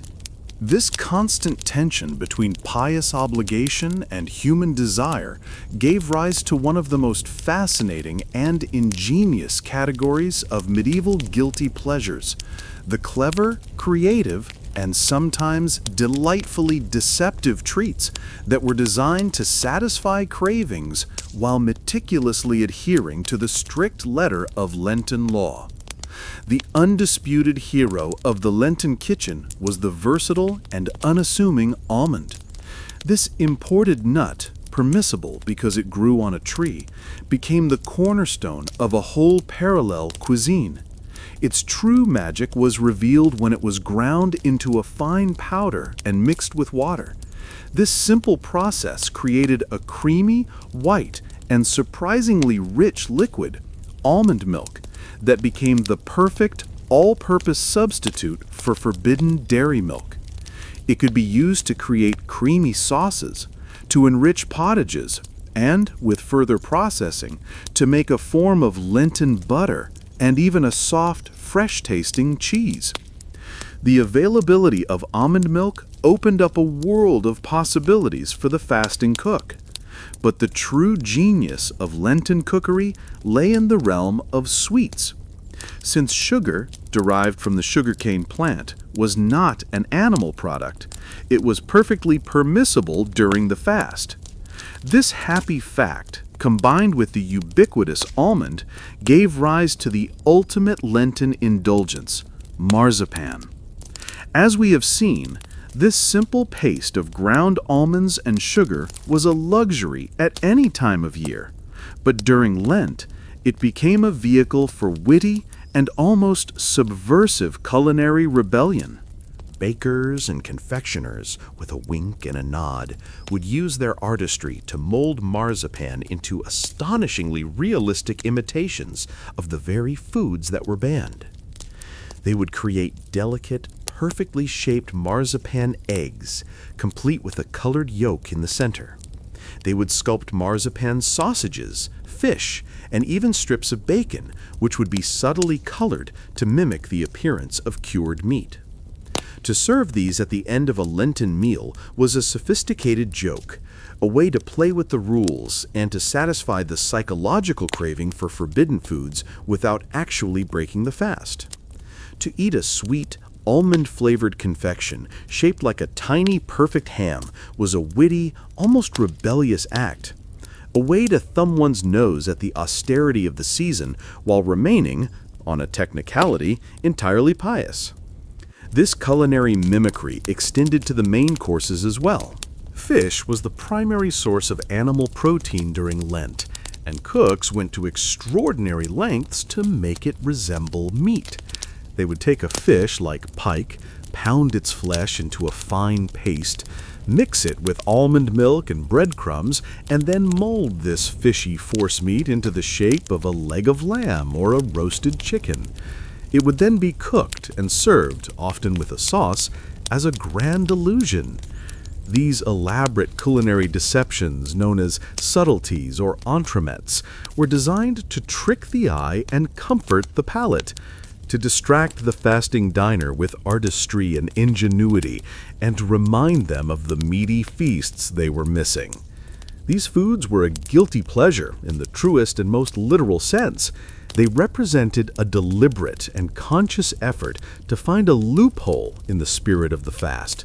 While the theological purpose of Lent was to subdue the body and focus the mind on spiritual matters through self-denial, these elaborate, expensive, and beautiful almond-based creations were all about the pursuit of sensual pleasure. They were a testament to the enduring human desire for delicious and visually appealing food, a desire so deeply ingrained that it could flourish and find creative expression even in the most austere and restrictive of circumstances, finding its joy in the witty and skillful imitation of the very things that were most strictly forbidden. The jester's pudding. In the grand theater of the medieval feast, particularly within the opulent halls of the high nobility, the food itself was often a key player, an active participant in the evening's entertainment. A great banquet was not merely an occasion for eating, it was a carefully orchestrated spectacle designed to awe, entertain, surprise, and sometimes even to deliberately shock the assembled guests. This was the world of culinary folly, a realm of gastronomic whimsy where the line between a delicious dish and an elaborate practical joke was delightfully and intentionally blurred. At the heart of this tradition of edible entertainment were the strange, fantastical, and often bizarre creations that we might collectively call the jester's pudding. Dishes that defied expectations, reveled in the absurd, and treated the dining table as a stage for performance art. One of the primary tools in the arsenal of the master cook was color. The medieval kitchen was a vibrant laboratory of natural dyes, used to transform food into a rainbow of startling, often completely unnatural hues. A deep, rich golden yellow could be achieved with expensive saffron, a vibrant green from pounded parsley or spinach, a blood red from sandalwood or alkanet root, and a surprising azure blue from the petals of the turnsole flower. A skilled cook might present a guest with a bowl of pottage or a custard that had been cunningly divided into 4 different, brightly colored quadrants, a startling and beautiful sight that was meant to be admired before it was eaten. This love of visual spectacle reached its zenith in the creation of subtleties or entremets, which were served between the main courses of a feast. These could be the intricate marzipan sculptures we have already discussed, but they could also be far more elaborate and theatrical jokes. The most famous and enduring example of this is the pie designed to conceal live animals. A master baker would construct a massive, hollow pie crust, a true pastry coffin, leaving the lid unsealed or creating a hidden trapdoor. Just moments before it was to be served, a flock of small live birds, like blackbirds or starlings, would be carefully placed inside. The pie would then be ceremoniously paraded into the great hall and placed before the guest of honor. When the lid was lifted or the crust was cut, the startled birds would burst forth, fluttering and chirping around the hall, creating a moment of pure chaos, astonishment, and laughter among the guests. This was not a pie for eating. It was a pie for pure, unadulterated spectacle. Shakespeare immortalized this very idea in a nursery rhyme, Sing a Song of Sixpence, with its memorable line, 24 blackbirds baked in a pie. While the birds were not actually baked, the tradition itself was very real. Some of these dishes of folly, however, were indeed meant to be eaten, despite their strangeness to our modern palates. Surviving medieval recipe books, like the famous Form of Curry from the court of King Richard II, contain instructions for dishes that seem deliberately designed to play with the diner's expectations. Consider a recipe for a dish that might be called a jester's pudding, which could involve taking sausages, boiling them in milk or almond milk, and then seasoning the entire milky, meaty concoction with saffron for color and a generous amount of sugar for sweetness. The combination of savory sausage, creamy dairy, and sweet spice is jarring to our contemporary culinary sensibilities, which tend to keep sweet and savory flavors in separate categories. But it was part of a culinary tradition that delighted in bold, unexpected flavor pairings and saw no contradiction in sugaring its meat. Another form of folly was the continued creation of illusion foods, designed to trick and amuse. We have seen how fish could be molded to look like meat during Lent. Conversely, during a grand feast, a cook might show off his skill by creating a mock egg of gigantic proportions. A cleaned animal bladder, perhaps from a pig, would be filled with a creamy white almond milk blancmange to simulate the egg white. Into the center of this, the cook would place a pre-cooked yolk made from a separate, smaller bladder stuffed with a saffron-colored paste. The entire thing would be gently poached until set, then presented on a platter as a fantastical egg from a griffin or some other mythical beast. The joy was in the moment of slicing it open and revealing the clever deception. These dishes were about so much more than just flavor or sustenance. They were conversation starters, icebreakers in the often long and formal proceedings of a courtly banquet. They were a direct and unambiguous display of the host's immense wealth. Only a truly powerful lord could afford to waste expensive ingredients on what was essentially a joke, and a testament to the incredible skill and creativity of his master cook. They added a crucial element of unpredictability, fun, and childlike wonder to adult life. The jester's pudding, in all its colorful, surprising, and sometimes bizarre forms, is a powerful reminder that for the medieval elite, dining was a fully immersive, multi-sensory experience, a form of collaborative play where the food itself was one of the most entertaining guests at the party. The nobleman's sweet tooth. We have repeatedly spoken of sugar as a luxury in the medieval world, but it is perhaps difficult for us, in our age of ubiquitous sweetness, to truly grasp the profound and multifaceted power this substance held. For the nobleman with a developed sweet tooth, sugar was not merely an ingredient to be stirred into a dish. It was a glittering, edible declaration of his status, a medium for expressing power and wealth that was applied to food with an almost reckless abandon that seems utterly alien and even shocking to our modern tastes. Sugar did not arrive in the medieval kitchen in the neat, free-flowing, granulated bags we know today. Its journey was long, and its form was rustic. It was cultivated as sugarcane in the warm climates of the Mediterranean, the Middle East, and later on the islands of the Atlantic. The refining process was crude, resulting in a product that was shipped north in the form of hard, solid cones known as sugar loaves. These loaves, which could be quite large and heavy, were a pale brownish-beige color, full of impurities we would now call molasses. They were expensive, sold by apothecaries and specialized grocers, and they required significant effort to use. In the bustling, hot kitchens of a great castle, a specific set of tools was reserved for this task. A pair of heavy iron nippers, much like modern pliers, was used to break off a chunk from the rock-hard cone. This chunk would then be placed in a large, heavy mortar and pounded into a coarse powder with a pestle, a laborious and noisy task often assigned to the lowest-ranking kitchen boys. The very act of preparing sugar for use was a demonstration of the resources at the Lord's disposal.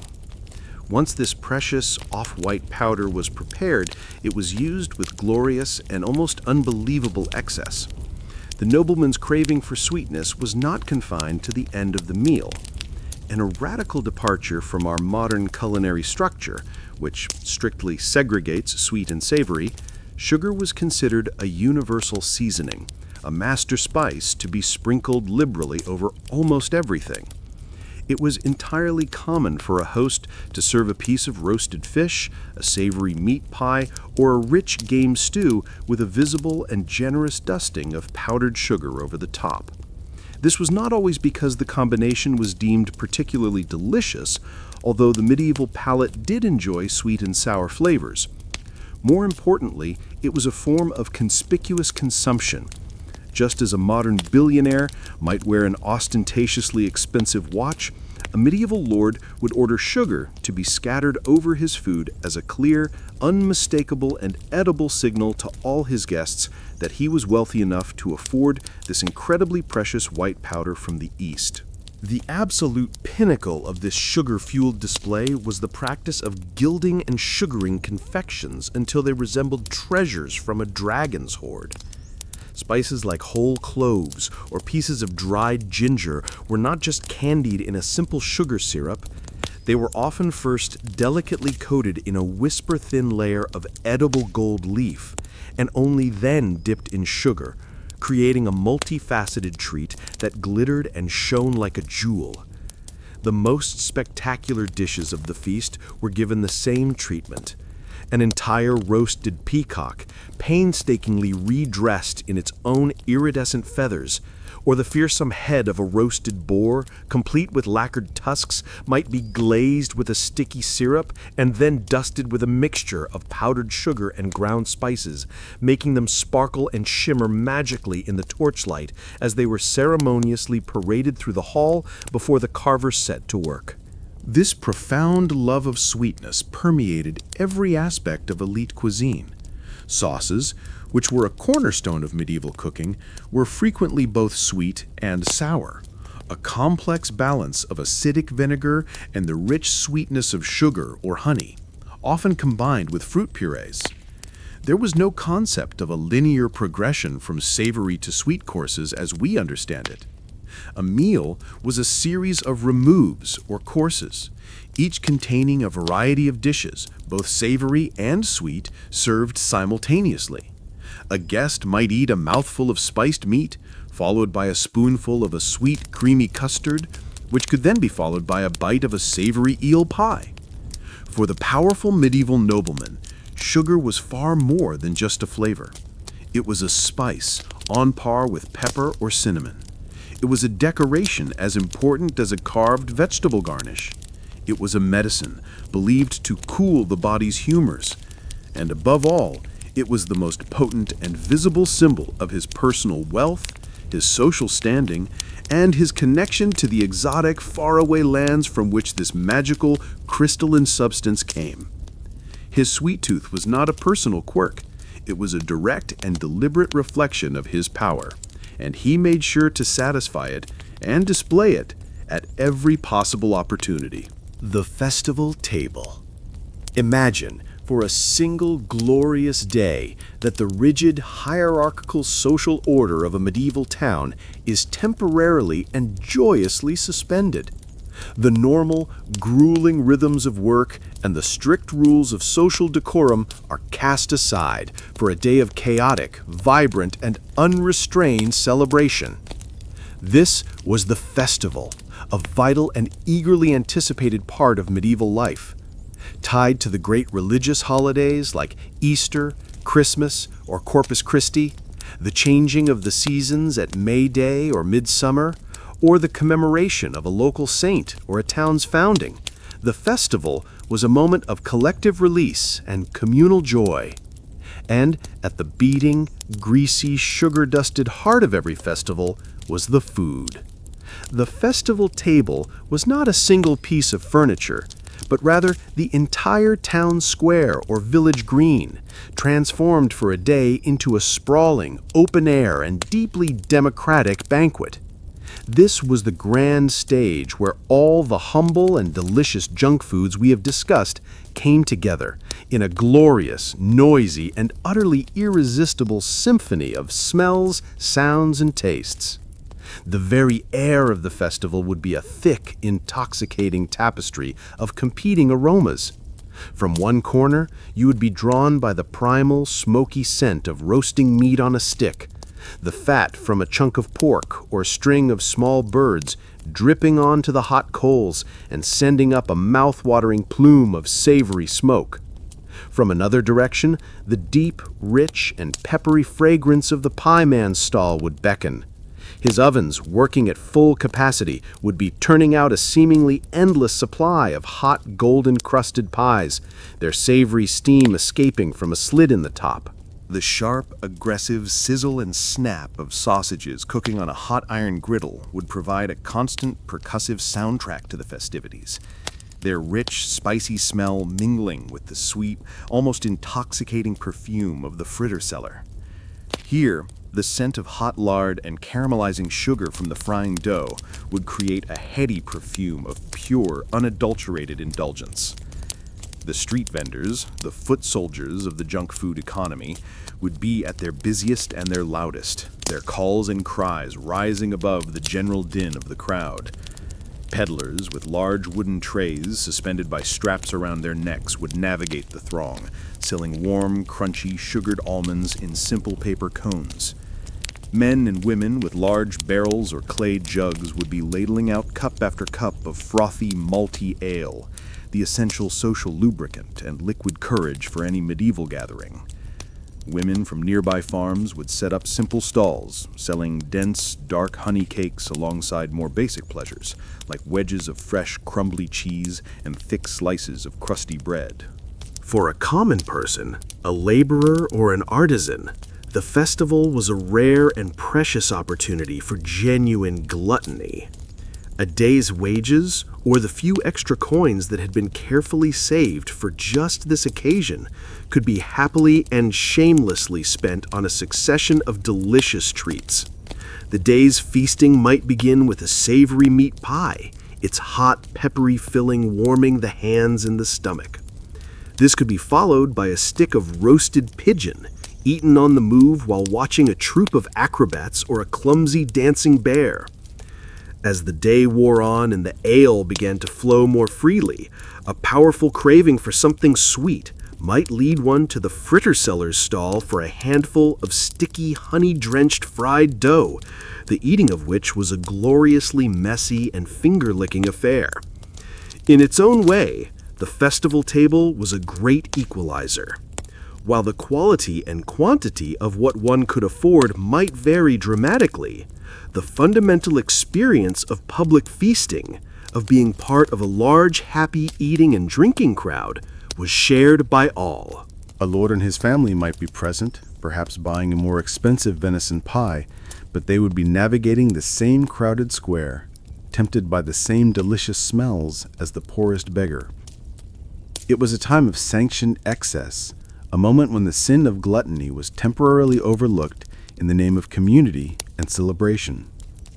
It was a powerful reminder that life, even in the often harsh, difficult, and rigidly structured world of the Middle Ages, was punctuated by moments of explosive, unrestrained joy, and that joy almost always tasted of something hot, something greasy, or something wonderfully sweet. The pilgrim's bite.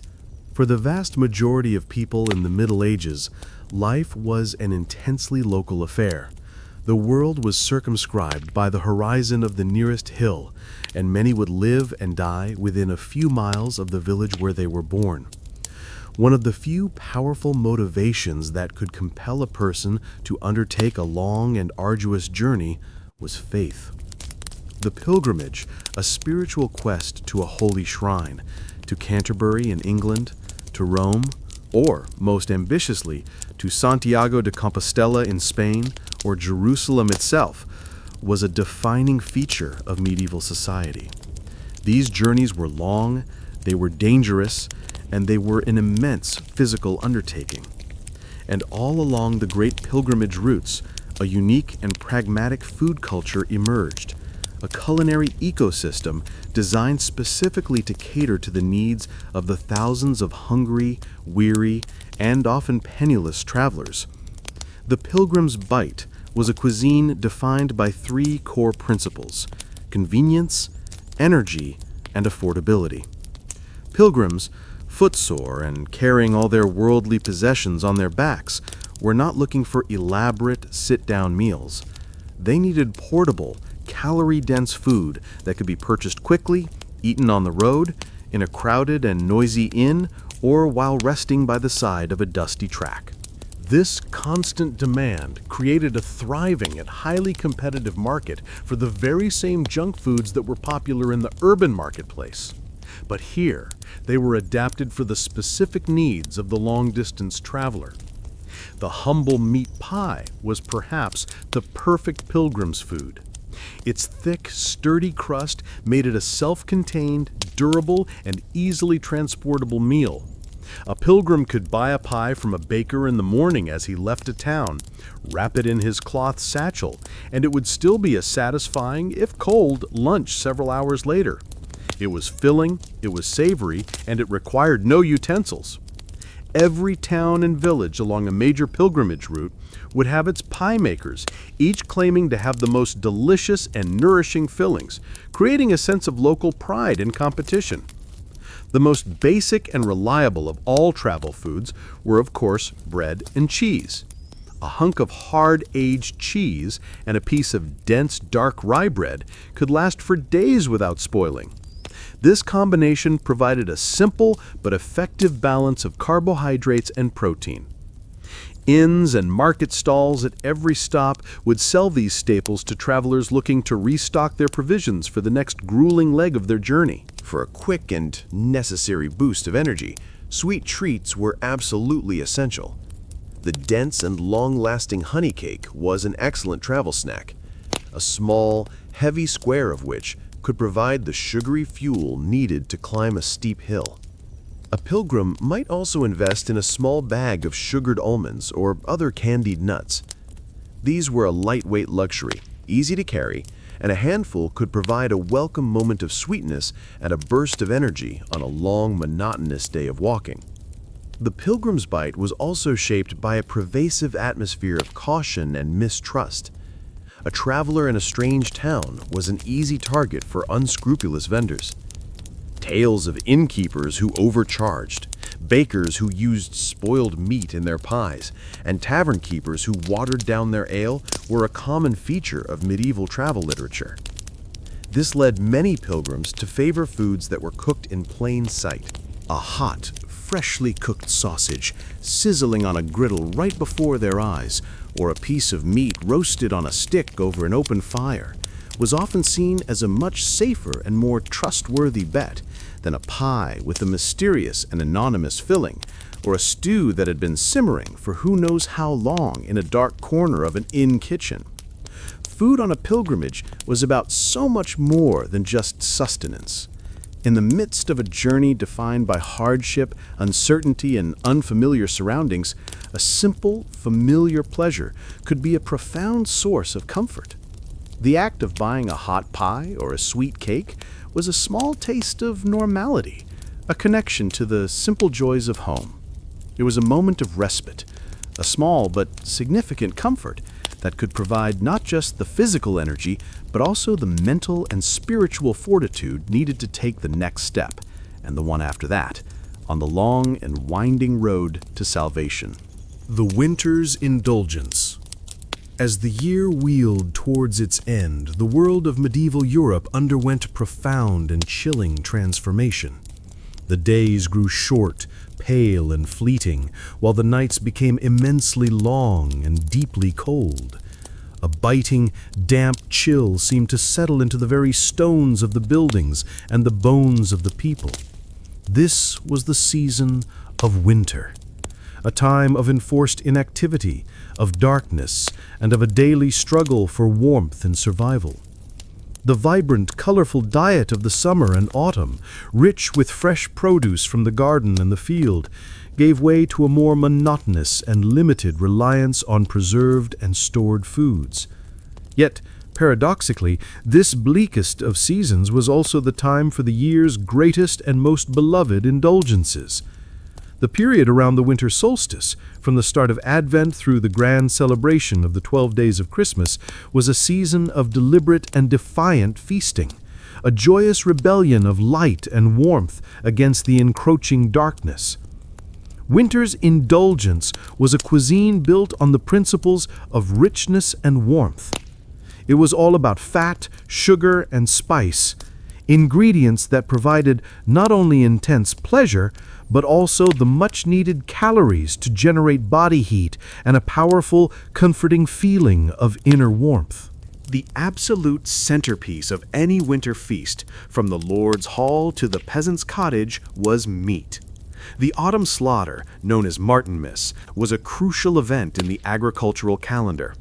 Animals that could not be economically fed through the lean winter months were butchered, and their meat was painstakingly preserved for the coming season. Pork was salted and cured into hams and bacon, beef was salted and dried, and geese were potted in their own fat. The Christmas season was the time to break into these precious stores and enjoy the riches of the harvest. A great roasted ham studded with cloves, a fearsome boar's head decorated and presented as the centerpiece of the table, or a rich, fatty goose stuffed with herbs and roasted until its skin was golden and crisp would grace the festive board. These magnificent roasts were accompanied by equally rich sauces and puddings. The medieval Christmas pudding was not the dense, steamed fruit and suet dessert we know today. It was often a savory and luxurious dish called frumenty, a thick, creamy pottage made from cracked wheat, boiled for hours in milk or rich almond milk, and enriched with eggs, dried fruits, and a heavy dose of expensive spices. Sometimes, shredded meat like venison or mutton would be stirred in, blurring the line between savory and sweet. Sweetness and spice were the very soul of the winter celebration. The most expensive and exotic spices, cinnamon, cloves, nutmeg, ginger, were all considered to have hot properties in the medieval system of medicine, and their association with warmth made them essential to festive food. They were used with a lavish hand in both food and drink. This was the high season for mulled wine and heavily spiced ale. The entire great hall would be filled with the fragrant, intoxicating steam of these beverages, their festive aroma a powerful symbol of the season's cheer. Mince pies, which are today entirely sweet, have their direct origins in this period as large, rectangular, and deeply savory pies. They were filled with a mixture of finely minced meat, often mutton or beef, a large amount of suet, rendered beef or mutton fat, a variety of expensive imported dried fruits like raisins, currants, and dates, and a heavy, almost overwhelming dose of warming spices like cinnamon, cloves, and nutmeg. This powerful combination of meat, fat, fruit, and spice was the hallmark of celebratory winter food, a rich and complex taste experience designed to delight and satisfy. This was also a time for dedicated baking. Dense, dark fruitcakes, heavily sweetened with honey and packed with a king's ransom of dried fruits and spices, were a special holiday treat. These cakes were substantial, long-lasting, and incredibly rich. Gingerbread, made not with refined sugar, but with dark, flavorful treacle or honey, and a fiery amount of ground ginger, was another winter favorite. The stiff dough was rolled out and cut into shapes, figures of saints, animals, or knights, and sometimes decorated with gold leaf, becoming a festive treat known as fairings. This determined indulgence was more than just gluttony. It was a psychological and social necessity. In the face of the biting cold, the oppressive darkness, and the enforced idleness of the agricultural winter, a feast was a powerful and defiant statement of life, prosperity, and community. It was a way to share the stored riches of the year's labor, to gather together around the warmth of the hearth fire, and to find light, joy, and hope in the very darkest and bleakest time of the year. The rich, fatty, sweet, and spicy foods of the winter festival were far more than just a treat. They were a delicious and necessary defense against the gloom. The spices that changed the world. Let us now take a step back from the intimate sensory experience of the medieval feast. Let us move beyond the specific taste of a single sugar-coated clove dissolving on the tongue, or the warm, fragrant steam rising from a cup of mulled wine. It is time to consider the immense, almost unimaginable, world-altering power that was contained within those tiny, dried and intensely aromatic morsels. The medieval craving for the exotic flavors of the East was not simply a matter of culinary preference or a quaint historical footnote. It was a profound and relentless historical force, an economic engine of unprecedented power, and the primary catalyst for an age of maritime exploration that would literally and irrevocably remap the entire globe. The spices that were so desperately coveted in the kitchens of medieval Europe, pepper, cloves, nutmeg, mace, cinnamon, ginger, possessed an almost magical aura, in large part because their origins were shrouded in mystery and myth. They grew only in very specific, geographically isolated and, to a European, impossibly remote parts of the world. Cloves, nutmeg, and mace, for example, grew nowhere else on Earth but on a tiny handful of volcanic islands in the Banda Sea, part of modern-day Indonesia, the legendary Spice Islands.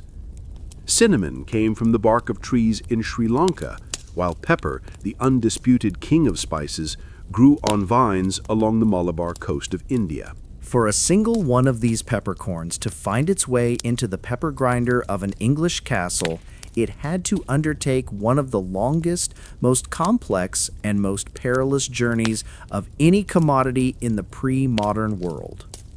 The journey began in a local farming community where the spice was harvested by hand. It was then sold to a series of local merchants who transported it by small boat to a major trading port. Here, it entered the vast and sophisticated network of Arab and Indian sailors who dominated the trade of the Indian Ocean. These merchants carried the precious cargo in their dhows across the vast expanse of the ocean or through the treacherous waters of the Red Sea.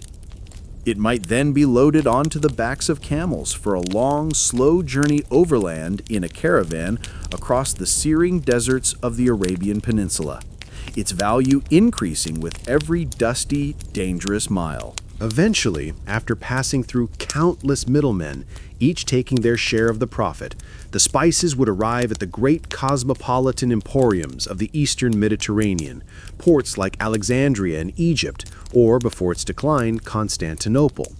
It was here that the West finally met the East. In these bustling markets, the powerful and immensely wealthy merchants of the Italian city-states, primarily Venice and Genoa, were waiting. They held a fiercely guarded and brutally enforced monopoly on the European side of the spice trade. They bought the spices at an already inflated price and then shipped them across the Mediterranean to their home ports. Only from Venice and Genoa would the spices begin the final leg of their journey, transported by land and river into the heart of Europe, to the fairs of Champagne, the markets of Bruges, and the shops of London. At every single stage of this impossibly long and complex supply chain, from the harvester in the Spice Islands to the grocer in England, the price increased exponentially. The final cost to the consumer was astronomical, making spices a luxury item on par with silk, gems, and precious metals. This immense profitability fueled the economies of entire city-states. The magnificent palaces and churches of Venice were, in a very real sense, built on pepper and cinnamon. The fortunes of the great merchant families were made in this lucrative, high-risk trade. But this Italian monopoly also created a deep and abiding sense of frustration and envy among the other rising powers of Europe, particularly Portugal and Spain. They watched as the Venetians grew fabulously wealthy, and they became consumed with a single, overriding ambition: to break the monopoly and find a direct maritime route to the source of the spices, to the fabled Indies. This obsessive quest, this national craving for direct access to the taste and profit of spice, became the primary and undeniable motivation for the Age of Discovery. It was the hope of finding a sea route to the Indies, bypassing the Venetian and Muslim middlemen, that drove Portuguese explorers like Bartholomew Diaz and Vasco da Gama to meticulously chart and eventually round the southern tip of Africa. It was the very same quest that led the Genoese navigator Christopher Columbus, financed by the Spanish crown, to sail west across the vast, unknown Atlantic, firm in his misguided belief that he could reach the spice-rich East by a shorter westward route. The consequences of this spice-fueled search were monumental and world-changing. It led directly to the European discovery and subsequent brutal colonization of the Americas. It resulted in the establishment of the first truly global trade routes, connecting the continents in a web of commerce, conflict, and exchange. It spurred the rise of vast colonial empires, Portuguese, Spanish, Dutch, and later English and French, and the violent exploitation of indigenous peoples and lands across the globe. It is a staggering and deeply sobering thought that a nobleman's simple desire to sprinkle a more generous amount of pepper on his roast venison or to nibble on a candied clove after a heavy meal was a significant contributing factor to a chain of events that would reshape human history, create new nations through conquest, and utterly destroy ancient civilizations. The humble spices of the medieval junk food cabinet, those tiny, fragrant seeds and strips of bark, were, in fact, some of the most powerful and disruptive commodities the world has ever known. Their lingering aftertaste is the very flavor of the modern world itself. The cost of sugar. Like its exotic cousin, spice, sugar in the Middle Ages was a potent symbol of luxury, a crystalline taste of a faraway and sophisticated world.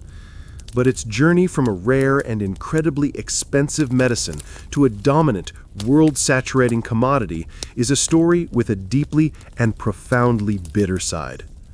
The history of sugar is inextricably and tragically linked with the history of human suffering on a massive scale. It is a stark and unsettling tale of how a simple, innocent craving for sweetness became a primary engine for centuries of brutal exploitation, fueling the transatlantic slave trade and reshaping societies, economies, and even the physical landscape of our planet. In the early medieval period, the small quantities of sugar that reached the larders of European kings and nobles were cultivated in the Middle East and North Africa, a legacy of the Arab agricultural revolution. The process of growing the tall, thick canes of Saccharum officinarum and then refining the juice into solid, crystalline sugar was immensely laborious, requiring a huge amount of manual labor and a precise application of heat. This difficulty in production, combined with the long trade routes, contributed to its astronomical cost. For centuries, it was sold not by grocers, but by apothecaries, in small, carefully weighed amounts. It was considered a medicine, a hot and dry substance in the humoral system, prescribed to balance the humors, to soothe coughs, and to cure a variety of ailments long before it became a common feature in the kitchen. As the Christian kingdoms of Europe began to expand during the late Middle Ages and the Renaissance, most notably through the Reconquista in Spain and the Crusades, they encountered and absorbed the advanced knowledge of sugar cultivation. The Portuguese and Spanish, at the forefront of maritime exploration, were the first to establish major sugar plantations on the Atlantic islands they colonized, such as Madeira, the Canary Islands, and São Tomé. They quickly discovered that the sugarcane plant, a giant tropical grass, thrived in the warm volcanic soil and humid climate of these islands. The potential for profit was immense. But the crop came with a terrible price. Its cultivation was, and remains, one of the most grueling forms of agricultural labor imaginable. It required clearing vast tracts of land, planting the heavy cane stalks, and then, most arduously, harvesting the mature cane by hand with heavy machetes under a relentless, scorching sun. The work in the sugar mills was even more dangerous, involving the crushing of the cane in heavy rollers and the boiling of the juice in huge, scalding cauldrons. The indigenous populations of these islands, like the Guanches of the Canary Islands, were swiftly and brutally enslaved and forced to work on these new plantations. They were decimated by a combination of unfamiliar European diseases and the sheer brutality of the forced labor.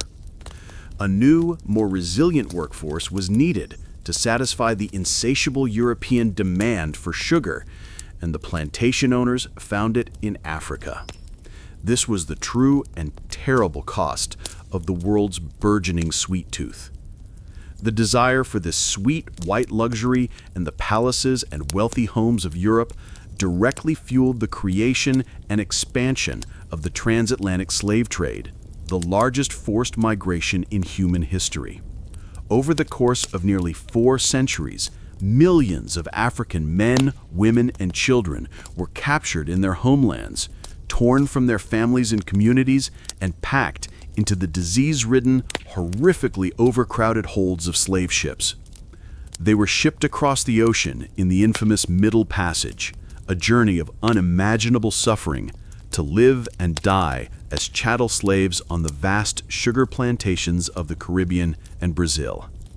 The entire colonial economy of these sugar islands was built upon this foundation of human bondage.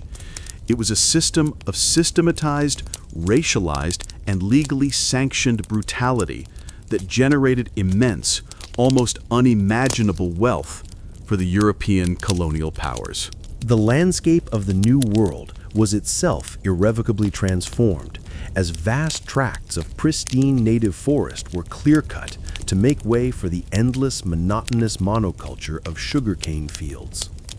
As production, driven by this slave labor, increased exponentially, the price of sugar on the European market slowly began to fall. It began its long, slow transition from being the exclusive property of kings and nobles to a coveted luxury accessible to the burgeoning merchant class, and eventually, by the 18th and 19th centuries, to an everyday staple for the working masses.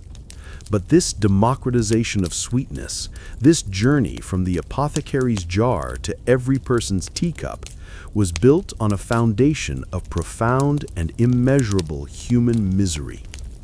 Every elaborate marzipan sculpture, every sugared almond, and later every spoonful of sugar that sweetened a cup of tea in 18th century London carried a hidden history soaked in the blood, sweat, and tears of enslaved Africans. The story of sugar is a powerful and deeply uncomfortable reminder that the foods we enjoy, the simple pleasures we take for granted, often have complex, shadowed, and morally fraught histories. The simple, innocent pleasure of a sweet taste can be directly and inextricably connected to vast global systems of power, trade, and profound injustice. The sweet tooth of the medieval nobleman, a seemingly harmless indulgence, cast a very long and a very dark shadow over the centuries that followed. The Church's watchful eye.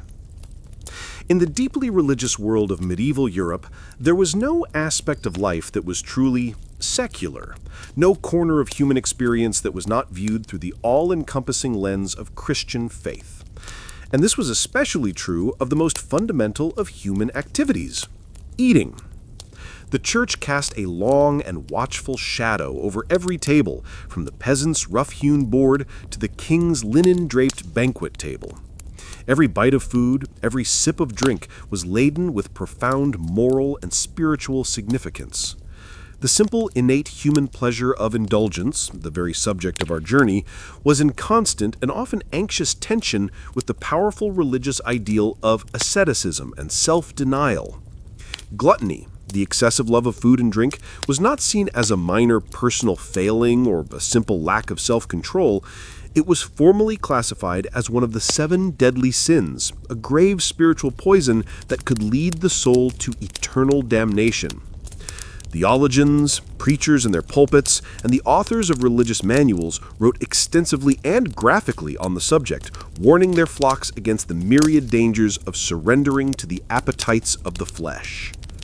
They developed a sophisticated taxonomy of gluttony, describing its 5 main forms: eating too soon, before the proper time; too expensively, seeking out delicacies; too much, sheer quantity; too eagerly, with ravenous greed; and too daintily, being overly fastidious and obsessed with refinement. The very act of enjoying delicious food for its own sake, for the pure sensual pleasure of it, was viewed with deep suspicion. It was a carnal weakness, a dangerous distraction that could pull the mind away from its proper and eternal focus, the contemplation of God and the salvation of one's immortal soul. This powerful moral framework was not just an abstract theological concept, it was made tangible and was woven into the very fabric of daily life through the strict regulations of the church calendar. The medieval year was not a seamless progression of days, but a dramatic rhythm of feast and fast, and the fasting periods were numerous and demanding. In addition to the great 40-day fast of Lent, the entire population was expected to abstain from meat and, in many periods, all animal products on every Friday of the year in solemn commemoration of Christ's crucifixion. In addition, many devout laypeople and all members of religious orders also fasted on Wednesdays and Saturdays, as well as on the vigils, the day before, of all major church holidays. When tallied up, this meant that for a significant portion of the year, sometimes more than half of it, the diet of a pious Christian was severely restricted. These relentless rules created a deep-seated and fascinating cultural tension. On one hand, there was the constant and pervasive religious pressure to be temperate, to control one's appetites, to eat for sustenance alone, and to view the body as a troublesome vessel that needed to be subdued in the service of the soul. On the other hand, there was the powerful, undeniable, and deeply human joy in the taste of a hot, savory meat pie, the comforting sweetness of a honey cake, or the warming, intoxicating glow of a cup of spiced ale. The guilty pleasures of medieval junk food were, in many cases, quite literally guilty. To indulge too eagerly, even on a permitted feast day, could be seen as a slide into the sin of gluttony. To find clever, witty, and ingenious ways to circumvent the fasting rules, as we saw with the elaborate almond milk creations of Lent, was to walk a very fine and morally ambiguous line between piety and impiety. Yet, the Church, in its profound understanding of human nature, also recognized and sanctioned the importance of feasting. The great holidays of the Christian year, Christmas, Easter, Pentecost, were designated as periods of joyful and communal celebration, a temporary and much-needed release from the normal rules of abstinence. Feasting in this context was not seen as sinful gluttony, but as a proper and righteous way to celebrate God's bounty, to mark the sacred events of salvation history, and to foster a powerful sense of social and spiritual community. A great Christmas feast was a reflection of the joy of the Incarnation. This profound duality, this constant oscillation between restraint and release, defined the medieval relationship with food. It was simultaneously a source of profound spiritual anxiety and of intense, life-affirming communal joy. Every indulgent bite, every sweet or greasy morsel was shadowed by the watchful and judgmental eye of the Church. It served as a constant and powerful reminder that in the medieval worldview, Even the simplest and most fleeting of earthly pleasures had a deep and inescapable eternal significance. The poor man's feast. Throughout this journey into the world of medieval indulgence, we have often drawn a stark contrast between the lavish, sugar-dusted, and spice-laden world of the nobility and the humble, monotonous fare of the common person. It is all too easy to fall into the trap of imagining medieval life for the vast majority of the population as a relentless, grim, and flavorless grind. It is easy to picture a diet consisting of nothing more than coarse, dark bread, watery vegetable pottage, and very little else. And while it is undeniably true that the diet of the poor was severely limited by season, location, and economic reality, it is a profound mistake to believe that their lives were devoid of culinary pleasure or moments of genuine feasting. The true story of medieval junk food is, in many ways, the story of the poor man's feast, a powerful and moving testament to the remarkable ingenuity, resourcefulness, and creativity that people used to craft moments of profound delight and celebration from the most basic and unpromising of ingredients. The poor peasant or the urban laborer could not afford imported spices from the Indies or solid cones of refined sugar. Their feasts were not held in stone-walled great halls under soaring timbered ceilings, but in their own small, smoky, one-room cottages or in the shared communal space of the village green.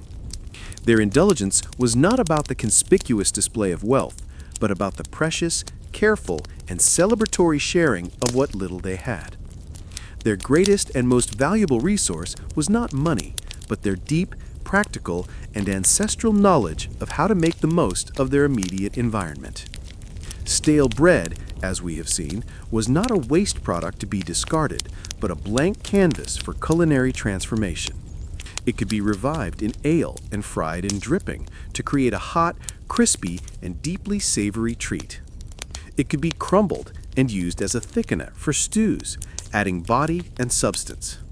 Or it could be made into breadcrumbs to create a crunchy coating for a precious piece of fried cheese, stretching a small amount of a valuable ingredient into a more substantial dish. The simplest and often most profound sweet treat for the poor was not bought from a peddler, but was gathered wild and free. A handful of sweet, perfectly ripe wild strawberries, discovered in a sun-dappled clearing in the woods in early summer, was a taste of pure, unadulterated luxury, a fleeting and precious gift. A successful raid on a wild beehive, a dangerous undertaking, could yield a comb of rich, dark, and intensely fragrant honey, a treasure to be hoarded and used sparingly for weeks. These were sweet delights offered up by the land itself, free for the taking by those with the knowledge, the courage, and the patience to find them. The lingering craving. As we draw our long journey through the streets, kitchens, and banquet halls of the Middle Ages to a close, and as the imagined sounds of the marketplace and the rich smells of the cooking fires begin to fade into the quiet of our own time, it is worth pausing to reflect on how much, and yet how very little, has truly changed. Our modern world, with its refrigerated global supply chains, its vast supermarkets, its microwave ovens, and its scientifically engineered flavors, seems a universe away from the simple charcoal brazier of a medieval sausage vendor or the sticky natural sweetness of a peasant's honey cake. And yet, the fundamental, deep-seated human cravings that drove the popularity and the very existence of medieval junk food are still with us today, as powerful, as insistent, and as central to our experience of pleasure as they were 1,000 years ago. The taste of those medieval treats, their culinary DNA, lingers and echoes throughout our modern diet, often in surprising and unrecognized ways. The savory meat pie, with its hearty, gravy-rich filling encased in a protective pastry crust, remains a beloved and iconic comfort food in many parts of the world, from the British steak and ale pie to the Australian meat pie. The humble deep-fried fritter, That golden, greasy ball of indulgence is the direct and undisputed ancestor of our modern donut. Its timeless and irresistible combination of hot, crispy dough and a sweet, sticky topping remaining a global phenomenon. Our modern love for candied and roasted nuts, sold at Christmas markets, street fairs, and sporting events, is a direct and unbroken continuation of the tradition of the medieval peddler, standing over his hot pan of sugared almonds, creating a simple, portable, and utterly addictive treat. When we warm a pot of mulled wine on a cold winter's night, steeping it with the classic medieval spices of cinnamon, cloves, and ginger, we are not just making a festive drink. We are partaking in a ritual of warmth and comfort that is centuries old, connecting ourselves to a long line of ancestors who sought the very same solace from the winter chill. The fundamental cravings themselves are utterly timeless. We still seek out the satisfying, mouth-coating richness of fatty foods. We still crave the quick, energizing, and mood-lifting rush of sugar. We still find deep, savory pleasure in the taste of salt. We still value convenience, the ability to eat a hot, satisfying meal on the go without the need for ceremony or utensils. The core principles of what we call junk food, that it be readily available, intensely flavorful, and provide a momentary, indulgent escape from the pressures and monotony of the everyday, were not invented in the 20th century. They were discovered, developed, and perfected in the muddy streets, the noisy taverns, and the bustling festival grounds of the Middle Ages.